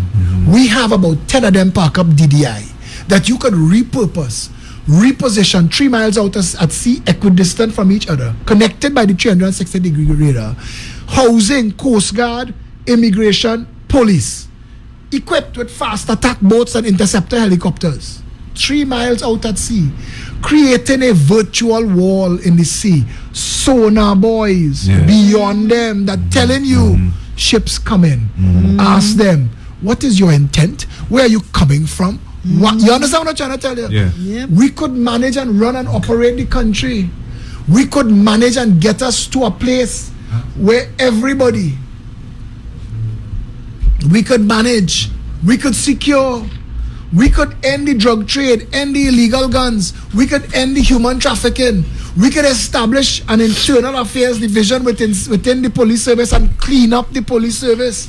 In a heartbeat, Trinidad and Tobago could be free and open. Why has no government's mission been to end the need for wrought iron, burglar alarms and bodyguards in this country? Trinidad and Tobago shouldn't be a criminal paradise, but it is. Yep. That's the reality. Trinidad and Tobago shouldn't be such a crime empire, but it is. Yep. And when you build in house, and you have to budget for electric gate and burglar proofing on every window, when the people of Bayshore have to turn their neighborhood into a gated community so they could feel a little safer in the night, it is the failure of government after government that has allowed this to be so. We have no justification whatsoever for there being 30,000 illegal guns in this country. And since we were told that in 2017, it is 2019, 2 years have passed. Yeah, and nothing, but besides that, nothing has been done to go after that first 30,000 guns. So every time I see the police show a picture, 19 guns recovered, I said 30,000 minus 19. How much is that? How much is that? Yeah, but who keep on the count? Who keep on the count? You put 30,000 and you got 19. Why we don't have a national drive? Illegal guns, no questions asked. We're giving you $1,000. Bring them now. You have 1 week. The line will be like the line outside the visa office. I have 3 AR-15, like $3,000. Yes, again, money to go in line. Because if you don't bring it in, it is zero tolerance on illegal guns. Do not pass go. Do not collect 200. Go to jail. Trinidad and Tobago needs to establish itself a gun court and a gun jail. That when you get held with an illegal gun, there should be a special remand just for you. One more out of the system. That's what we need to be doing. Yep, and we're not doing it. So for those who call in to ask, Trinidad and Tobago is pregnant with hope. This country could be one of the most blessed and beautiful paradises on earth. Trinidad and Tobago could be easily the best country to live in this world. We just have to want that. Right now, we are climbing all the wrong charts. We are #1 in murder and in corruption. And now we're heading up the human trafficking and slavery charts. When the United States of America talks about Trinidad and Tobago, they talk about the #1 per capita supplier of terrorism to ISIS. That's who we want to be. We need to undo that quick. We have call America and say, listen, any one of them gang you see, remove them. Take them Guantanamo Bay. I don't care. If you in violent gang business, I don't want you here, and I want help to take you out. And when I say take you out, I mean put you on a plane and take you out of Trinidad and Tobago. I don't want to be continuing this bacchanal. You do not have a right to be a criminal and disrupt society. You don't have that right. I don't care how capable your lawyer is. You do not have that right. And I think that a case could be made against serial disruptors. If you see a court 4 or 5 times, if you get arrested 4 or 5 times, we got other gay opportunity. Either toe the line or get out the country. Go and find somewhere else to live. We need that kind of. Trinidad and Tobago needs to be run properly. You're not going to be able to do that until you have a proper social development and management framework, so that you have jobs for all and hope and opportunity for everybody. Because if you create jobs for all and hope and opportunity for everybody, including home ownership, and people still choose crime, they look forward again. Agreed. They look forward again. Janice, bring us to a close. Well, it's finally here, everybody. The first ever PEP market, where you can find great savings, bargains, samples, and give all over Trinidad and Tobago in one great place. Doors open from 10 a.m. to 6 p.m. on Saturday 23rd at the Lions Civic Center in Woodbrook, Port of Spain. Come and enjoy our kids zone and bring the entire family for a day of fun and games. Call 347-4737 now if you are interested in selling your products and services. Spaces are going quickly. Don't forget, Saturday 23rd February 10 a.m. to 6 p.m. at the Lions Civic Center in Woodbrook. See you there. Yeah, anything else you want to add? No, I'm good. Trinidad and Tobago, we love you. Look out for us Wednesday. We coming to you live once again. And until you see us here on Wednesday, stay safe, Trinidad and Tobago.